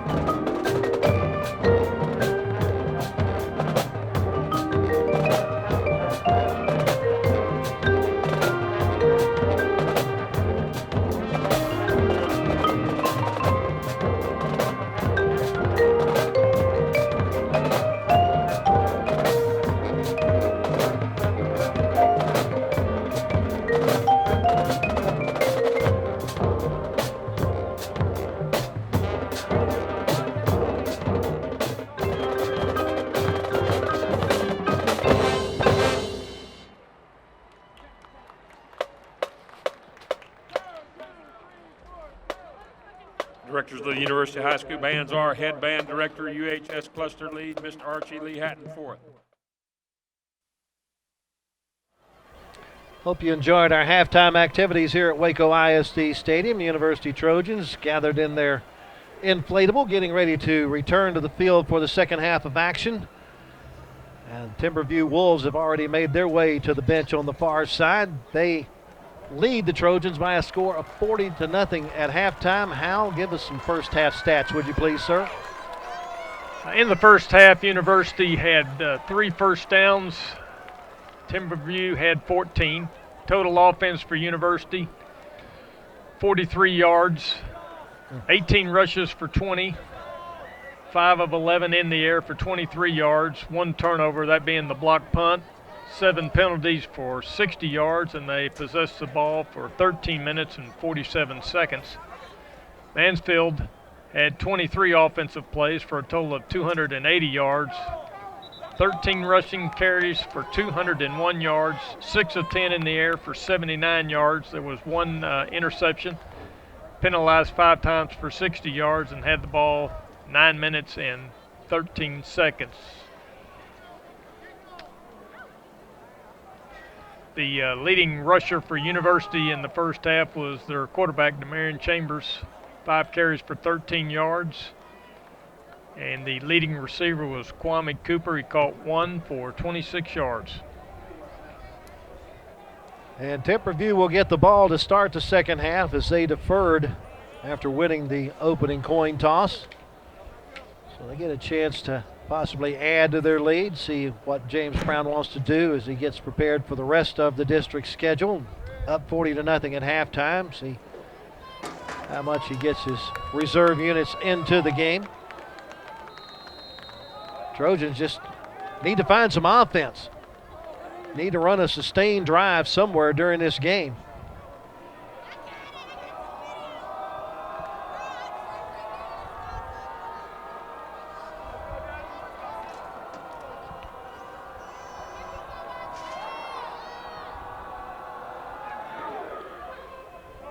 Got a pop-up kick coming down to the 30-yard line. It's fumbled, but falling forward with the ball. Timberview will hold on to it as number 31, Deshaun Freeney, able to cover that one up and give his team the ball at the 34-yard line in their end of the field.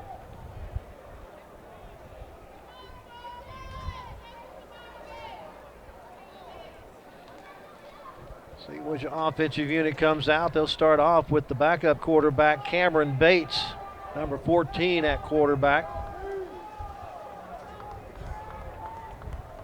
He joined in the backfield by Javion Madison.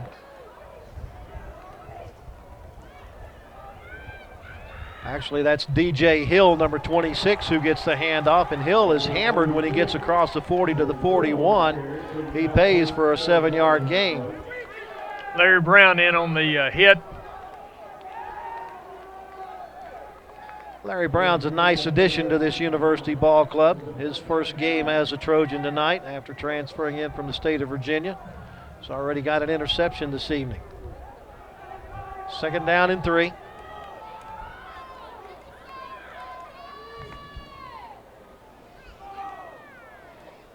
Fake the handoff to Hill. Pass is complete up to the 45-yard line in University territory. Making the catch there is Titus Evans.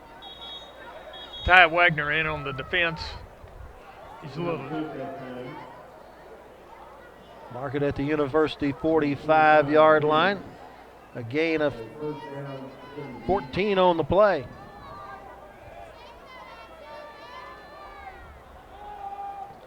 And into Trojan territory for the first time in the second half. Only took them 2 plays to get there.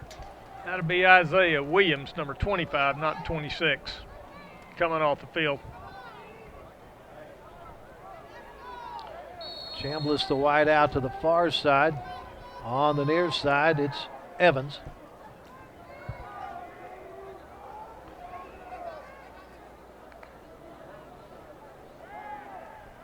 Bates back to pass. Looks long, throws, and it is caught at the 5-yard line. Nope, Yep, caught at the 4. Nice job coming up with the football by Braylon Jones for a 41-yard gain and 1st and goal. If that pass is on the money, it's 6. 6.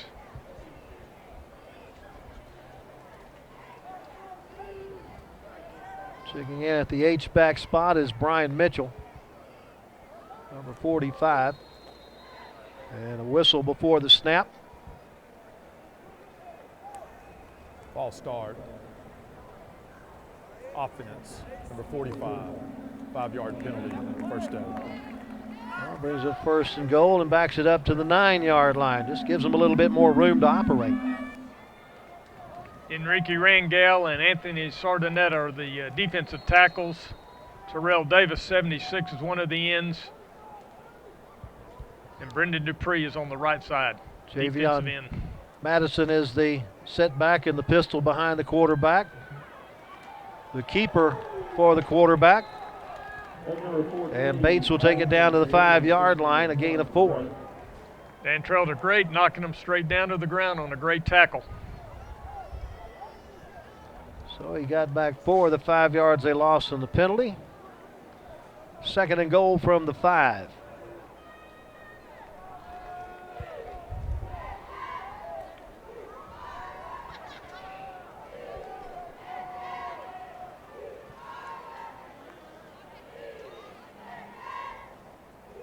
Handoff goes to Madison, bounces it around the left side, and he'll go into the end zone for the touchdown. Javion Madison from 5 yards out. Score with 9 minutes and 28 seconds left to go, 3rd quarter.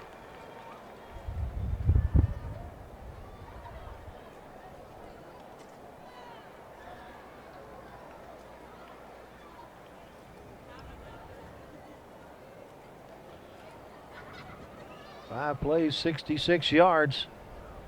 In 2 minutes and 32 seconds. So get Timberview on the board for the first time in the 2nd half. Point after attempt is good. So with 9:28 left to go, 3rd quarter, our new score is Timberview 47 and University nothing.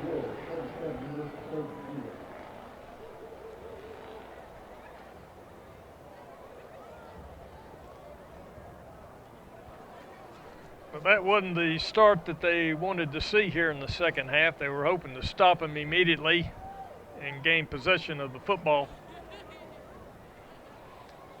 Let's see if they can put together a nice, long, sustained drive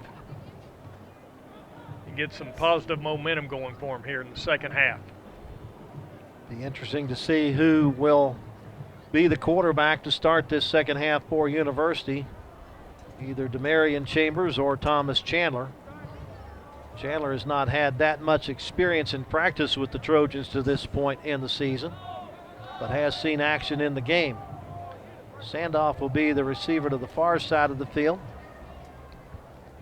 Jalen Marshall on this side, number 3. Okay, I don't know if that was going to be him or Brown.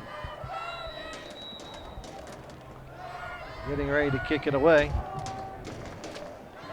is Caden Oberholtz, who may have a sore toe in the morning from kickoffs and extra points.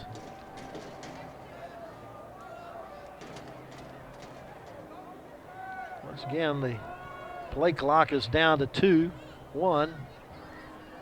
No flag. Here we go. Sandoff. Well, maybe we did blow a whistle.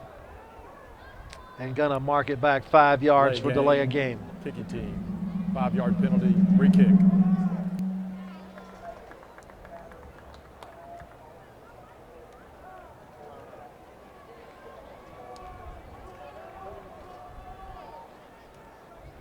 That'll give University a little bit of extra ground here.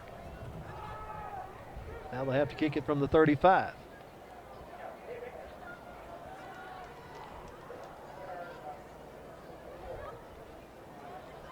Pre-snap penalties, exchange of possession penalties, those are unexcusable. Yes, absolutely. Those are things you practice on from day one and usually have them down by day 4.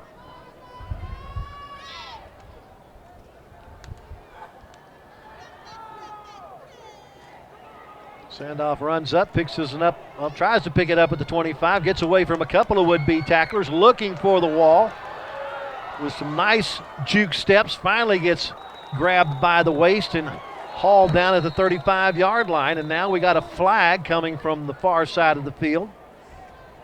Thrown at the feet of a couple of Timberview players.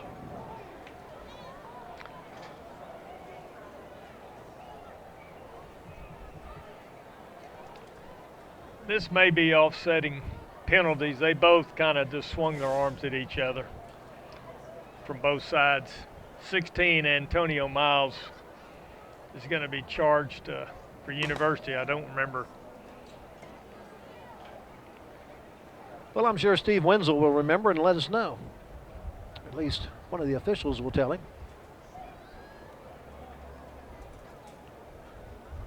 Again, our crew out of the Waco chapter.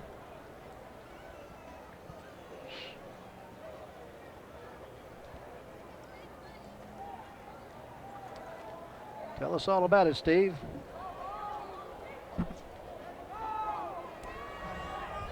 After the play, unsportsmanlike conduct, Timberview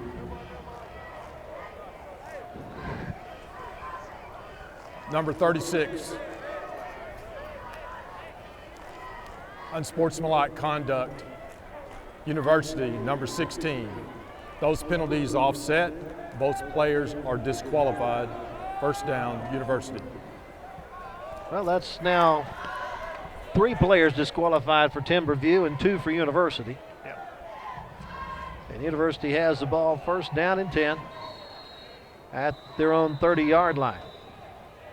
And now a whistle from the near side. Linesman, and Kent Laster wants an explanation as to why his player has been ejected from the game.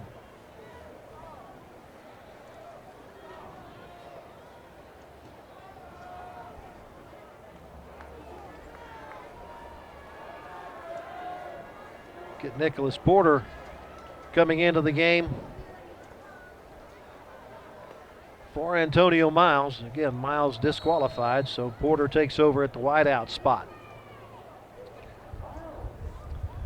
Marion Chambers is the quarterback. Sandoff takes the handoff, tries to juke move, and will lose back to the 25-yard line. He's quick, but those Wolves are a little quicker. Jordan Sanford in on the tackle there. There's wasn't any hole there, and it's difficult to run when you don't have any forward push with your offensive line. Timberview not a tall team, but a meaty team, especially that front 3 on the defensive line.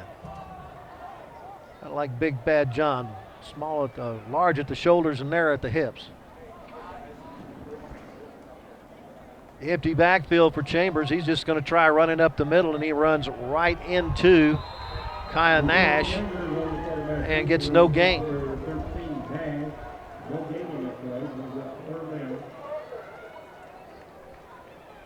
They're just absolutely just coming in, all 3 linebackers, leaving that middle wide open with a quick screen right over the middle. It's there. If you can get it off in time, that's the problem.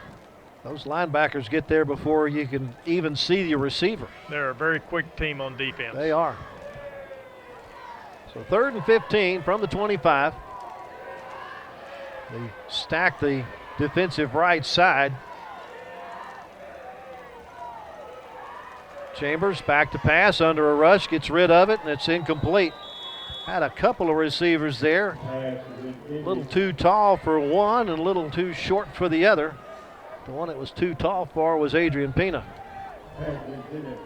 Yeah, and he got hit really hard right up in the shoulder pads, and he really didn't even see the defender coming.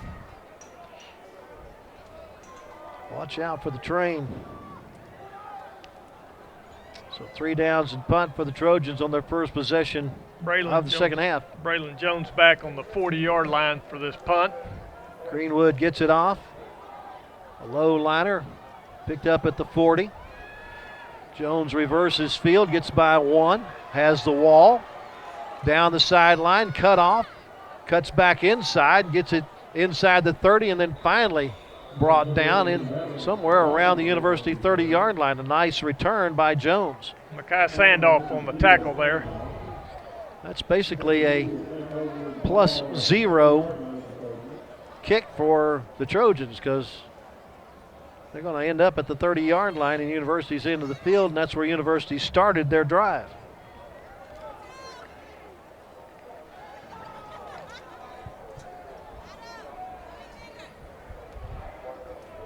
Got a third quarterback in the game now, Todrick Dixon, a senior who's listed as a cornerback, taking over a quarterback. I believe it's number 6 and not number 5. Let me double check that. Take that back. It's number 5, Marshall. He hands it off to DJ Hill. Hill has positive yardage, but there's a flag on the play, so that's 5 and not 6. And that's the original starting quarterback, Jaden Marshall. That's going to come back. Holding. Offense number 55. 10-yard penalty. First down. Not the 5th holding penalty against the Wolf offense tonight. About the only thing they have done wrong.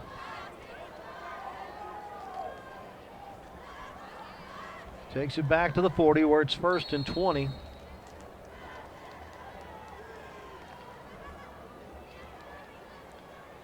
Wolves, though, have not had any trouble when they have been behind the chains.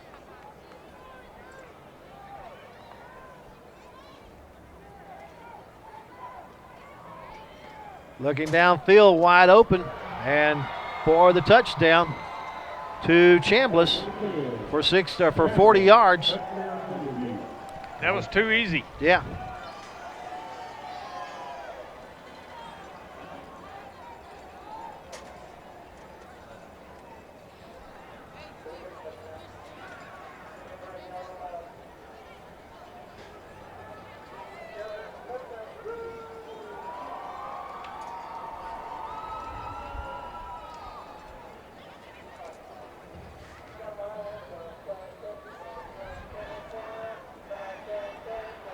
One after attempt is once again good.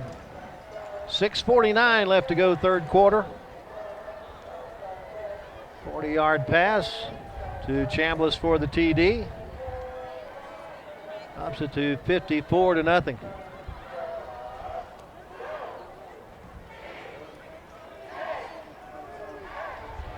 Because of the penalty, that's a one-play drive that goes 40 yards and took all 8 seconds.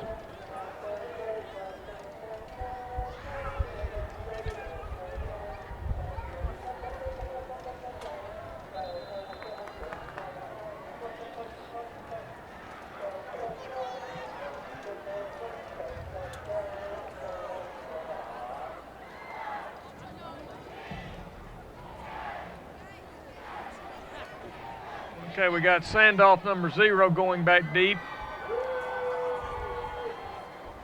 on the far end, and then we have number 29, Ladarius Evans, a true freshman, probably seeing his first action of the year. He'll be here on the near side.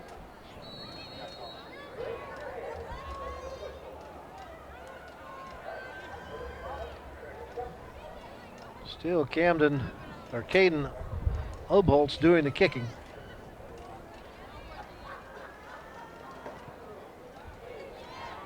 It's just a little deeper inside the 10. Sandoff brings it back, gets by a couple, but doesn't get up to the 25-yard line. Knocked down by 25, Javion Madison. And 29 also was in on the tackle, Tyler Madison. Trojans will start this drive at their own 23-yard line.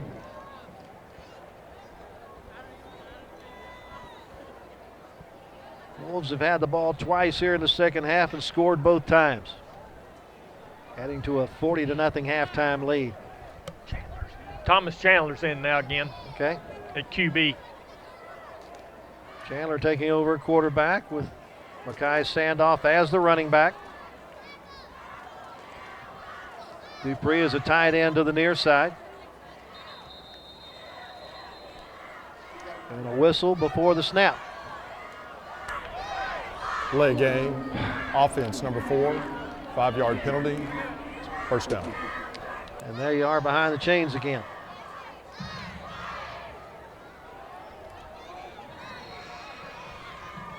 Back to the 18. 1st and 15.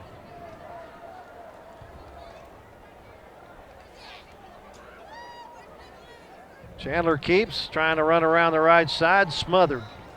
No gain on the play.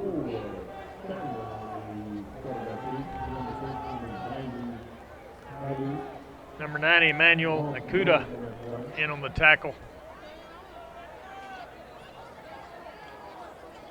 They just seem to have one more defender than we have a blocker on offense tonight. Certainly does.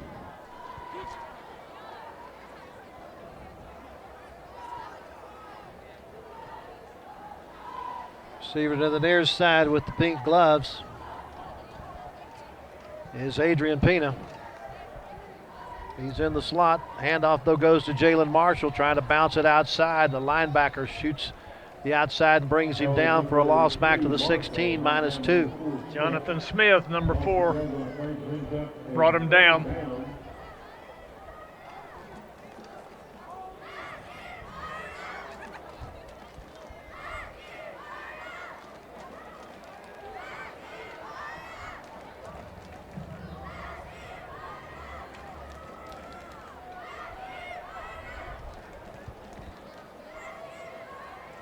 Chandler will put Sandoff to his left. So check the sideline for the final play from the coaching staff. Straight drop back, middle screen. I don't think he ever got out of there, did he? No, he got blocked, and 76 down on the ground right now.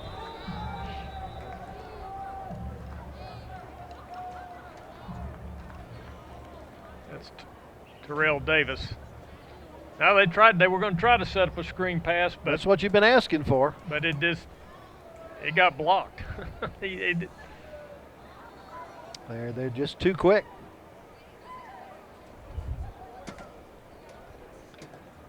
Well, not a good thing to see Davis down on the turf. He's one of the mainstays in that offensive line.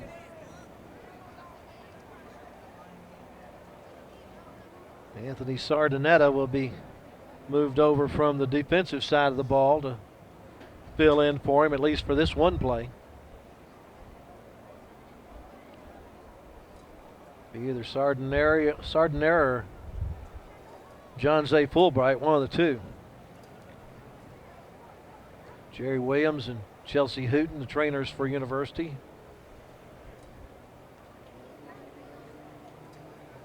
Helping him get to his feet.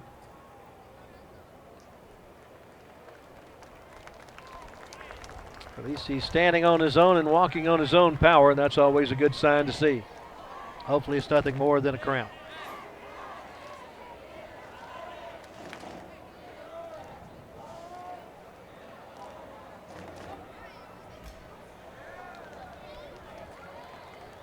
But it's 4th and 17 and another punting situation for Greenwood.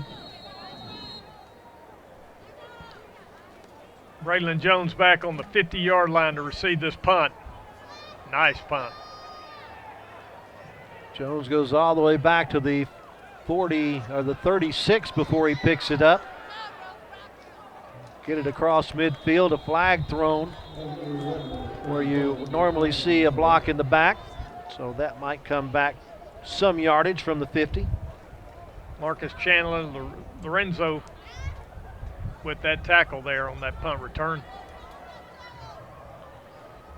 Trojan offense held on to the ball for at least 2 minutes and a second on that particular drive.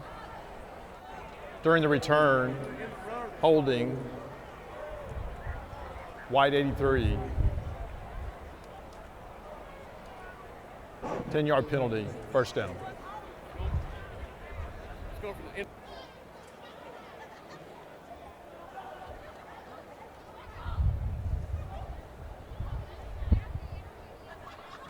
That'll move him back to somewhere around the 43-yard line is look where they're going to mark it in the Wolves' end of the field. It'll be 1st and 10 from that point.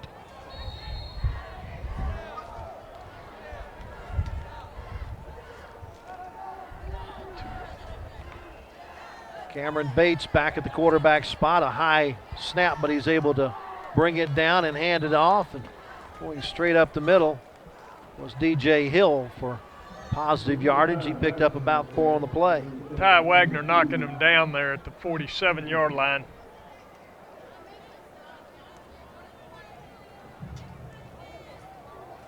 DJ Hill just 5'7", 160, a junior. But has been chewing up a lot of yards tonight for the Wolves.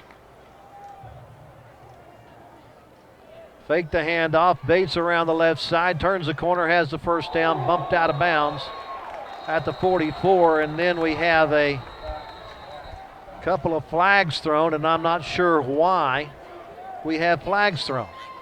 He bumped him right at the sideline. Unless someone from the bench on the other side got involved.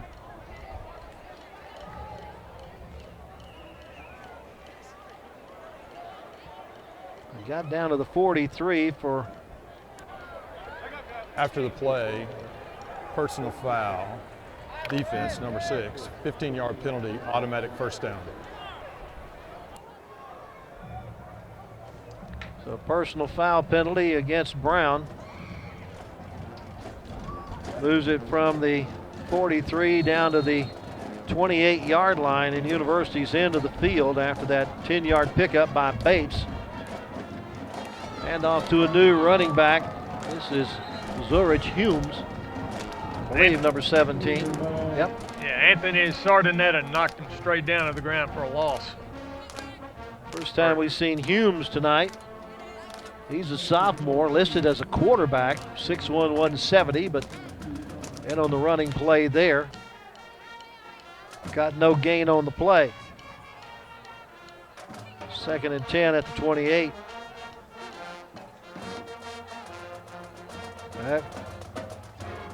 Humes once again. There is a flag on the far side.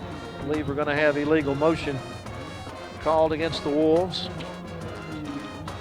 Brendan Dupree tackle.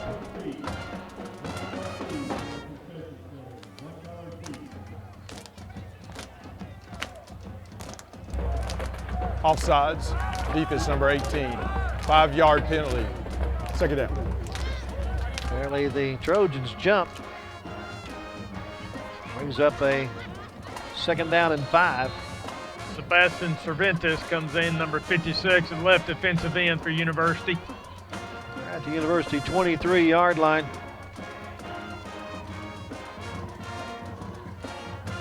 Again, looking down the middle of the field, wide open and into the arms of number 31, Deshaun Freeney for the touchdown. He was wide open. They just lost accounting for him. They sent 2 guys right down the middle to the goal line, and Brown had to pick one or the other.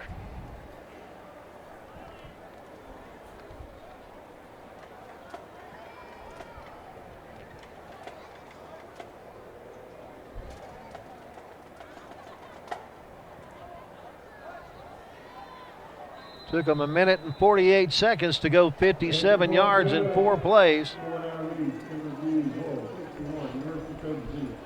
And take the score to 61-0. So they have scored on every possession they've had here in the 3rd quarter.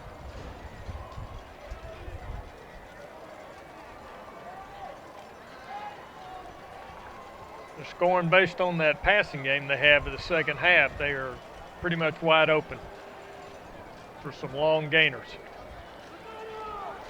And it's not like they're not using their bench. They've used many players. I've got at least 6 different people who've carried the football, 5 or 6 different people who have caught the football, 2 quarterbacks.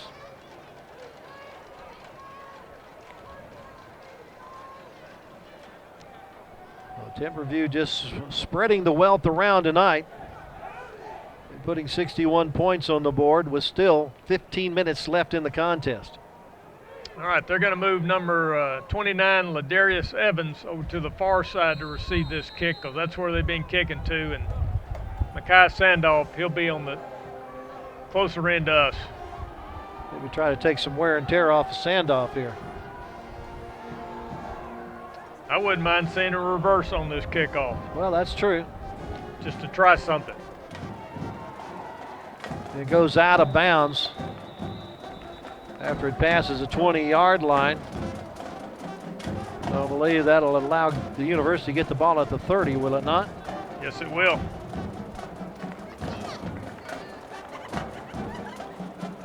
Really still struggling to get any offense going whatsoever. Kick out of bounds, kicking team. Ball will be placed at the 30-yard line, first down. One of Dove, Steve Wenzel, the Perry Como of Waco referees. It's just like going to a Perry Como concert. From the 30-yard line.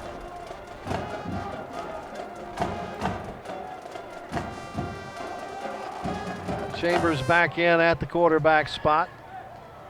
And he'll just run straight ahead looking for any kind of running room and buries his nose forward up to about the 32. Joe Lardern in on the tackle.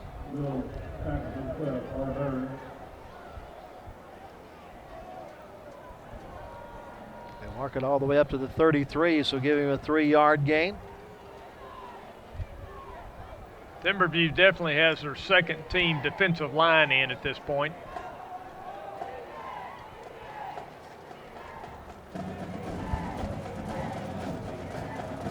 Running back is Ladarius Evans. Evans has the football, trying to bounce it around the right side. Not enough speed to get it around. He'll lost 2 back to the 3 back to the 30.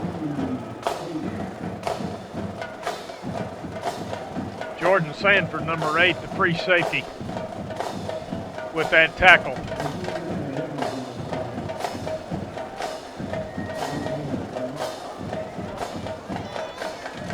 Trojan offense does not have a first down here in the second half. Only had 6 in the first half. Facing a 3rd and 10. Chambers with a quick pop into the flat to Pena. Pena gets around a couple of would-be tacklers and will get the first down if they mark him at the 41, which they do. Nice executed pass play there. Got a nice block from his other receiver out there on the left side, and it freed him to go around the corner and get that first down. Clock rolling with 1:10 left to go in the third quarter as Kent Laster and his offensive coordinator Thomas Draper get the play into the offense.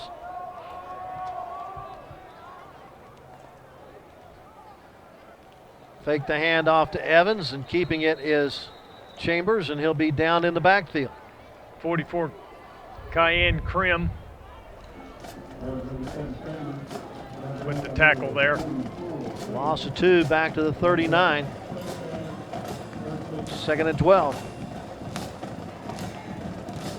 Maybe run one more play here in the third quarter before we swap ends.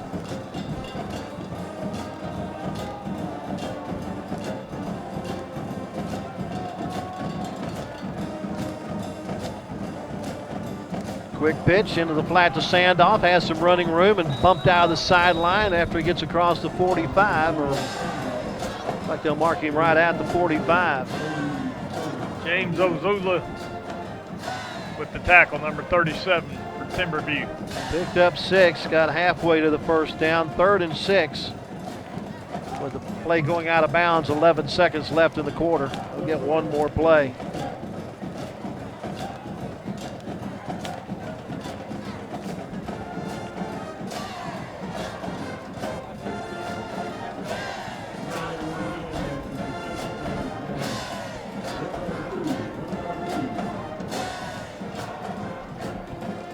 Chambers trying to run to the left side, and he is just snowballed.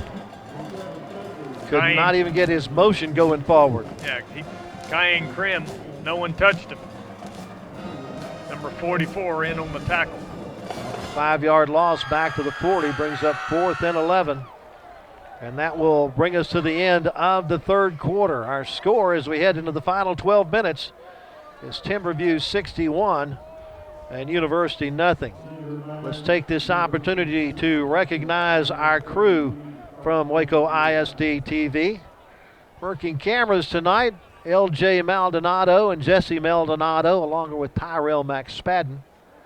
On audio tonight is Will Burney. Replay, Leslie Ugaldi. Our director is Justin Sanchez. Ricky Mazza, our production assistant, and our executive producer is Jesse Pateo. And we have a new member of the Waco ISD TV crew.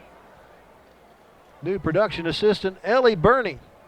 Congratulations to Will and his wife on the birth of their daughter.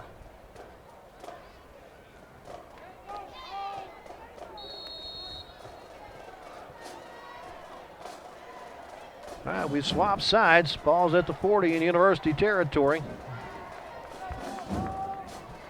Jones back to receive the punt from Greenwood. Maybe. For the play, false start, offense number 74, 5-yard penalty, still 4th down.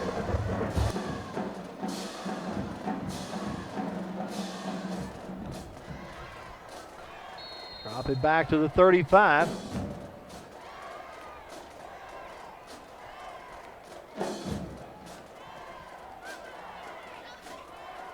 Short punt, bounces at the 35, picked up by Jones. He's already by 3 Trojans, but finally gets tripped up, and now a flag at the end of the play.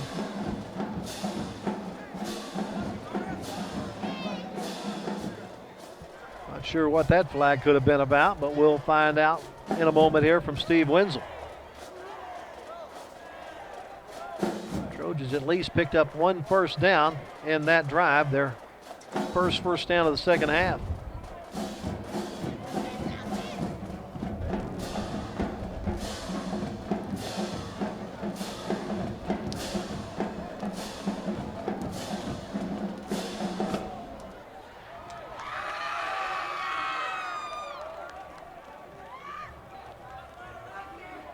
Here's Steve Wenzel to tell us about the meaning of the yellow hanky. After the play, unsportsmanlike conduct. It's University. 15-yard penalty, 1st down.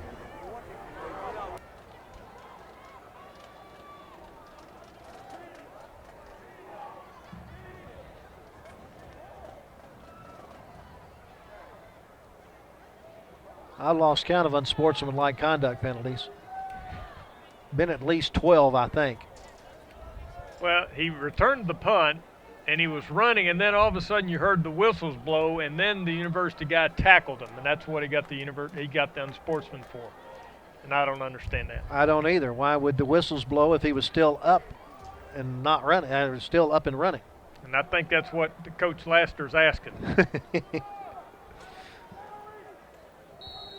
They got it at midfield with a 61-0 lead and 11:43 left to play in the game. Trying to get around the corner, but unable to do so. Jalen Petty wrestles him down. That's Titus Evans with the, no, it's 25, not 15. That's Javion Madison. We've seen him carry the ball tonight. No gain on the play.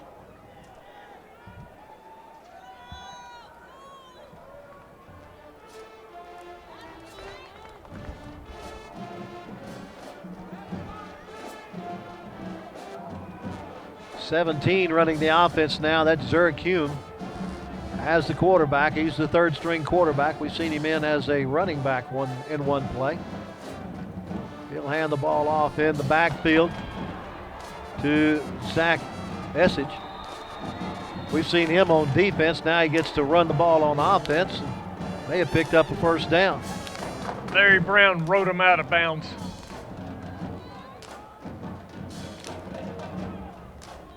Looks like they're marking him out at the 43-yard line. A pickup of 7 on the play. Brings up 3rd down and 3.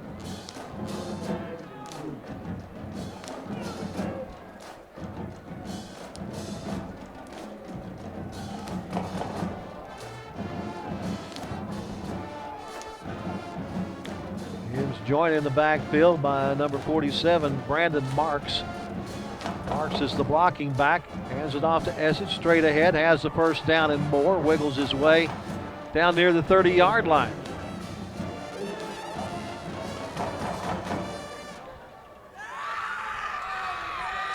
Mark him at the 32. Pickup of 11 on the play and the first down.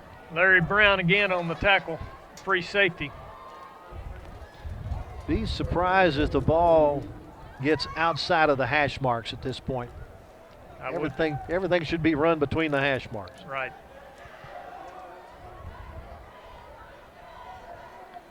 Dotting the I this time is Madison.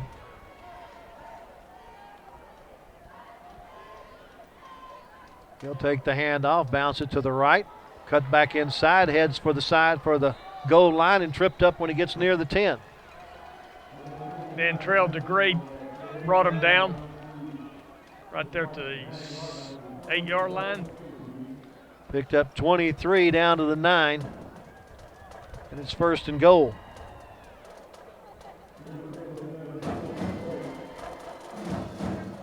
Nine minutes and counting left in the contest. 61-0 our score. Timberview knocking on the door again. Madison has it, and he's gobbled up by purple shirts about the same time he got the football. Enrique Rangel, 70, stood him up. Loss of 1 to the 10. Now let's make it a loss of 2 to the 11. What do you say?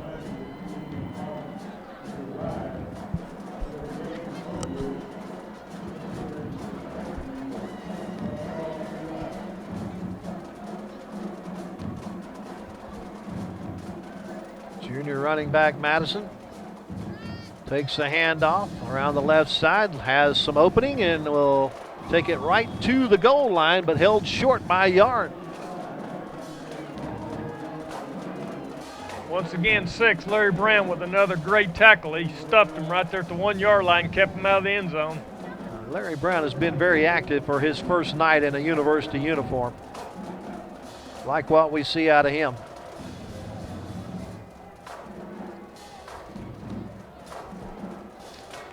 Third and goal from the 1. Essa, the lone running back behind Hume. Takes the handoff, big hole up the middle, walks into the end zone for the touchdown.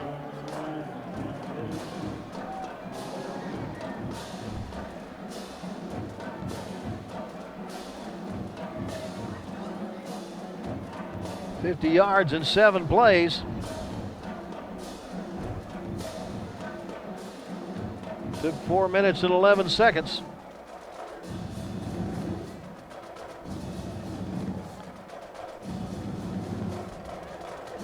Point after attempt is good. 7:32 left to play. Our new score, Timberview 68, University nothing.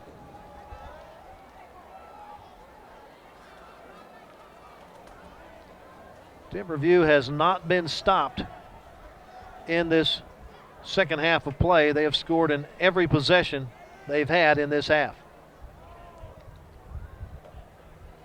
4 possessions, 4 touchdowns.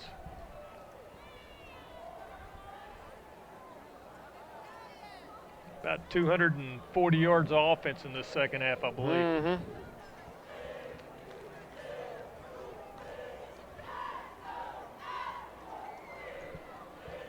Trojans still looking for that one sustained drive tonight. They desperately need to get a good drive going.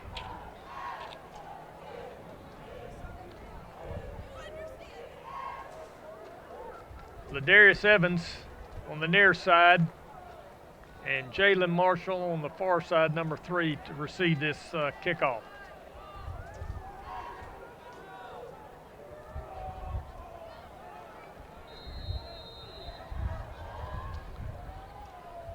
Don't forget, next Friday here at Waco ISD TV and Waco ISD Stadium, the inner city battle between Midway and Waco High.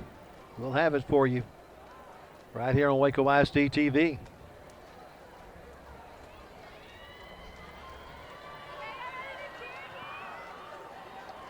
A low liner. Going to go into the end zone. The University will take over at the 25.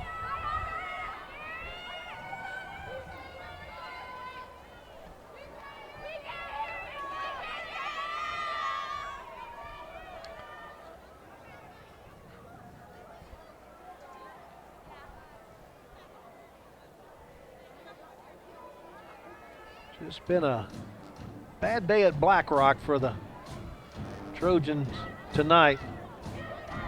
Offense can't move the ball, and the defense can't seem to stop the Wolves.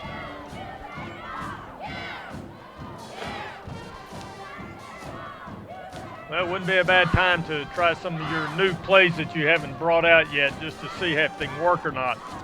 Marion Chambers is the quarterback.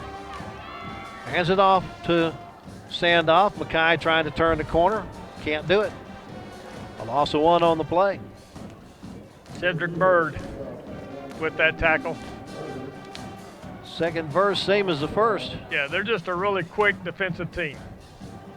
They're not large, but they are incredibly quick.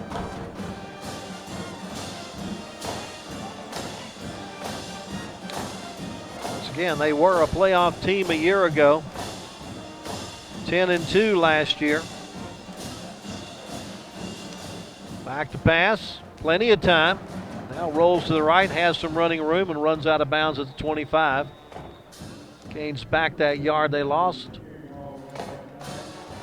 He didn't have anybody open downfield. Actually, they're going to give him a yard, 2 yards up to the 26. He's up a 3rd down and 9.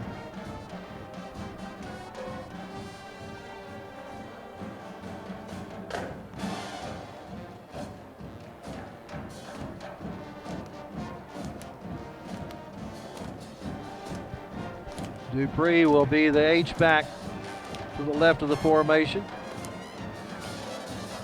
Back to pass. Gets away quickly. Out in the flat. It's complete to Pena at the 28-yard line, but just to pick up a 2 yards on the play. 4th and 7 at the 28. Or actually, they parked that at the 27, didn't they? Well, just a yard gain on the play.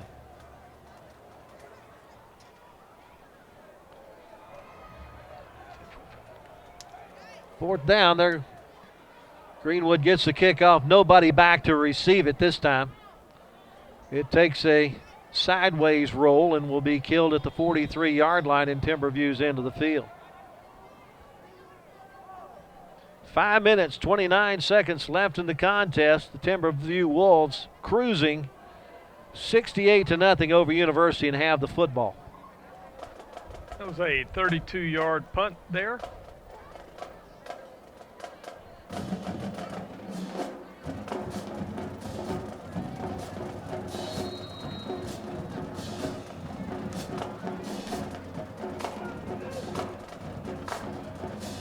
Timberview has used 3 quarterbacks tonight: Jaden Marshall, Cameron Bates, and Zurich Hume. That'll be Hume, the sophomore, 6'1", 170, guiding the offense this time. H-back is Kyan Krim, who's been playing defense for most of the night. Now we have a whistle and a delay of game call. Offense, number 17, 5-yard penalty, 1st down.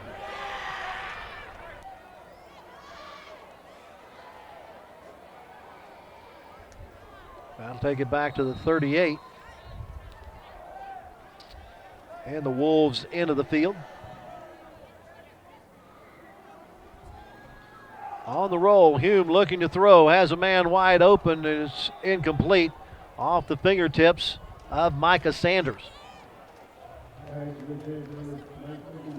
Micah Henderson in on the defense. He was wide open. If he'd hit him, it would have been a touchdown. They had gotten behind the secondary.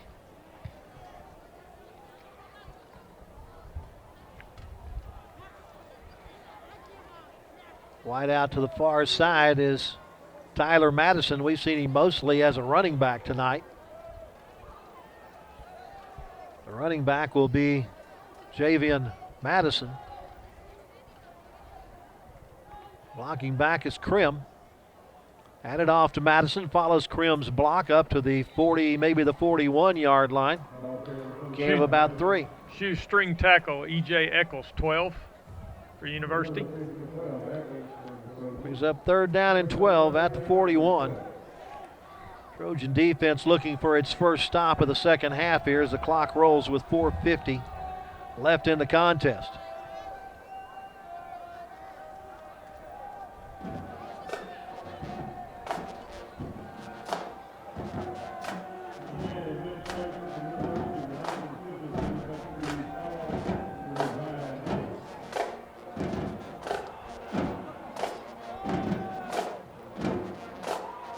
Fake the handoff. Hume keeps it and reverses field and has running room to the near side. Gets away from one would-be tackler and finally goes out of bounds at the 30, and they're going to throw a flag for a late hit out of bounds. And they'll add some yardage to it.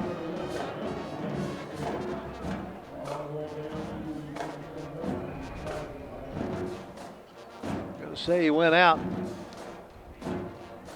at the 29. Travion DeGrave and Larry Brown both knocked him out of bounds late. It's a defense, number 6, 15-yard penalty. Picked up 30 on the play, but you got another 15 yards on the late hit. So 1st and 10. And they'll mark it at the University 12-yard line.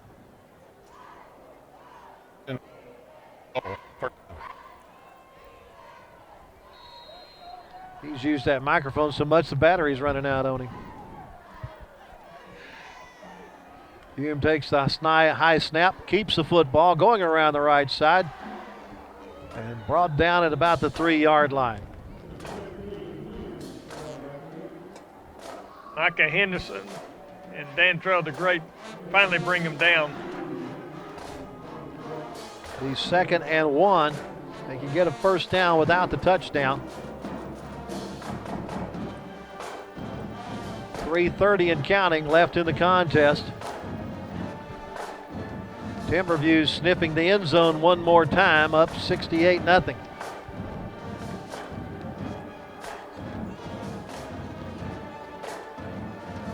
And into the end zone goes Javion Madison.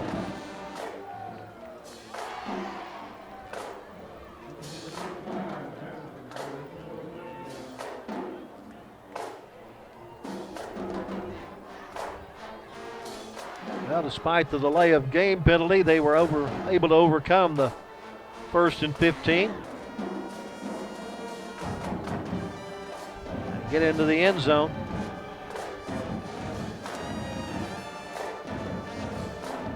One more time. Little trouble with the snap on the extra point, but the 2-point conversion on the fire play is good. As they get the pass off to Zane Dean for the 2-point conversion. High snap, forced him to roll out immediately and just found someone. Well, that's what you practice. If things go bad, you hire fire, and everybody knows what to do once you hear the fire call. You go to your positions, and hopefully you get the points out of it, and sure enough, they do. And the score now 76-0 in favor of Timberview. 57 yards in 5 plays, took them 2 minutes and 29 seconds. And again, they have scored on every possession here in the second half. Scored 40 in the first half, 36 here in the second half. Nakai Sandoff, 0 on the far end, and Ladarius Evans on the near side back for this kick. Now they're going to switch positions. Sandoff comes to the near side. Yeah, they're going to kick it to Ladarius Evans. That's where this kid's been kicking it all night on the right side. Mm-hmm.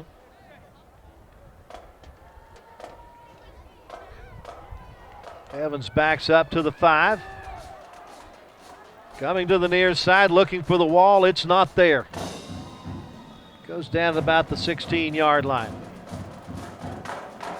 James Ozula in on the tackle, 37.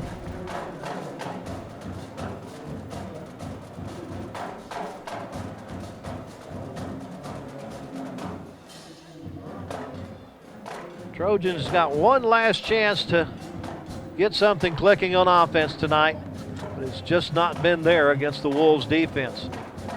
Marion Chambers will be the quarterback.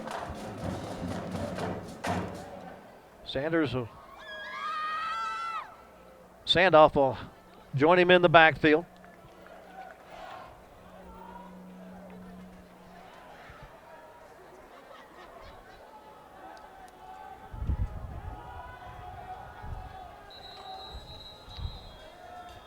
And a little motion before the snap. We'll see if that's offside or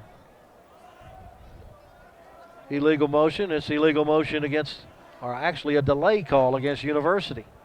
How many of those have we had tonight?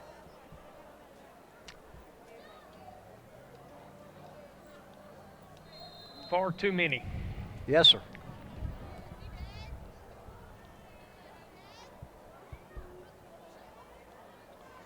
First and 15. Chambers with the keeper. Has some running room up the middle.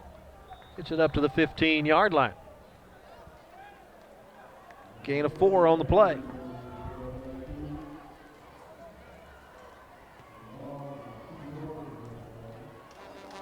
Clock continues to roll.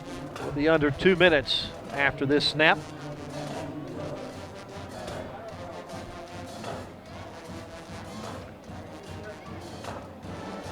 '93 brought them down, but we don't have a name for '93 tonight.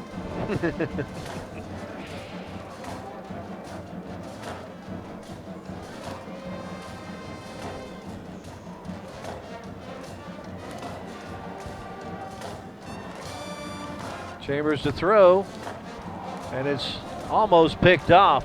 Stepping in front of that one was Hammond Milligan, trying to get that out to Chandler Lozano.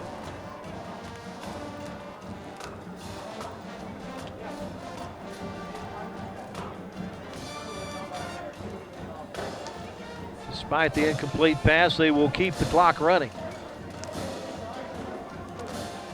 3rd and 11.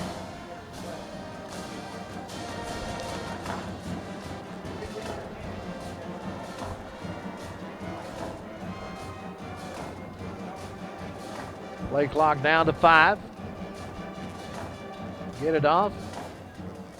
Hand off in the backfield. That's Evans with the football, and he'll lose 5 yards back to the 10. Tackled by Bami Badusi, number 62. I think he's from Alabama. Bami. 4th and 16. Back at the 10-yard line. 25 seconds left. Question is, will Kent Lassiter run a play here on 4th down or just let the clock run out? I believe he's just going to let the clock run out. Call it a night, the party's over. So the Timberview Wolves come into Waco ISD Stadium, score on every possession of the second half, come away with a 76-0 win over the University Trojans. The Trojans will drop to 0-6 on the year and 0-3 in district play, while the Timberwolves improved to 3-3 on the season and 2-1 in district action. Thank you for joining us tonight here on Waco ISD TV. From our broadcast partner Hal Harris, I'm Lark Smith. Good night from Waco ISD Stadium.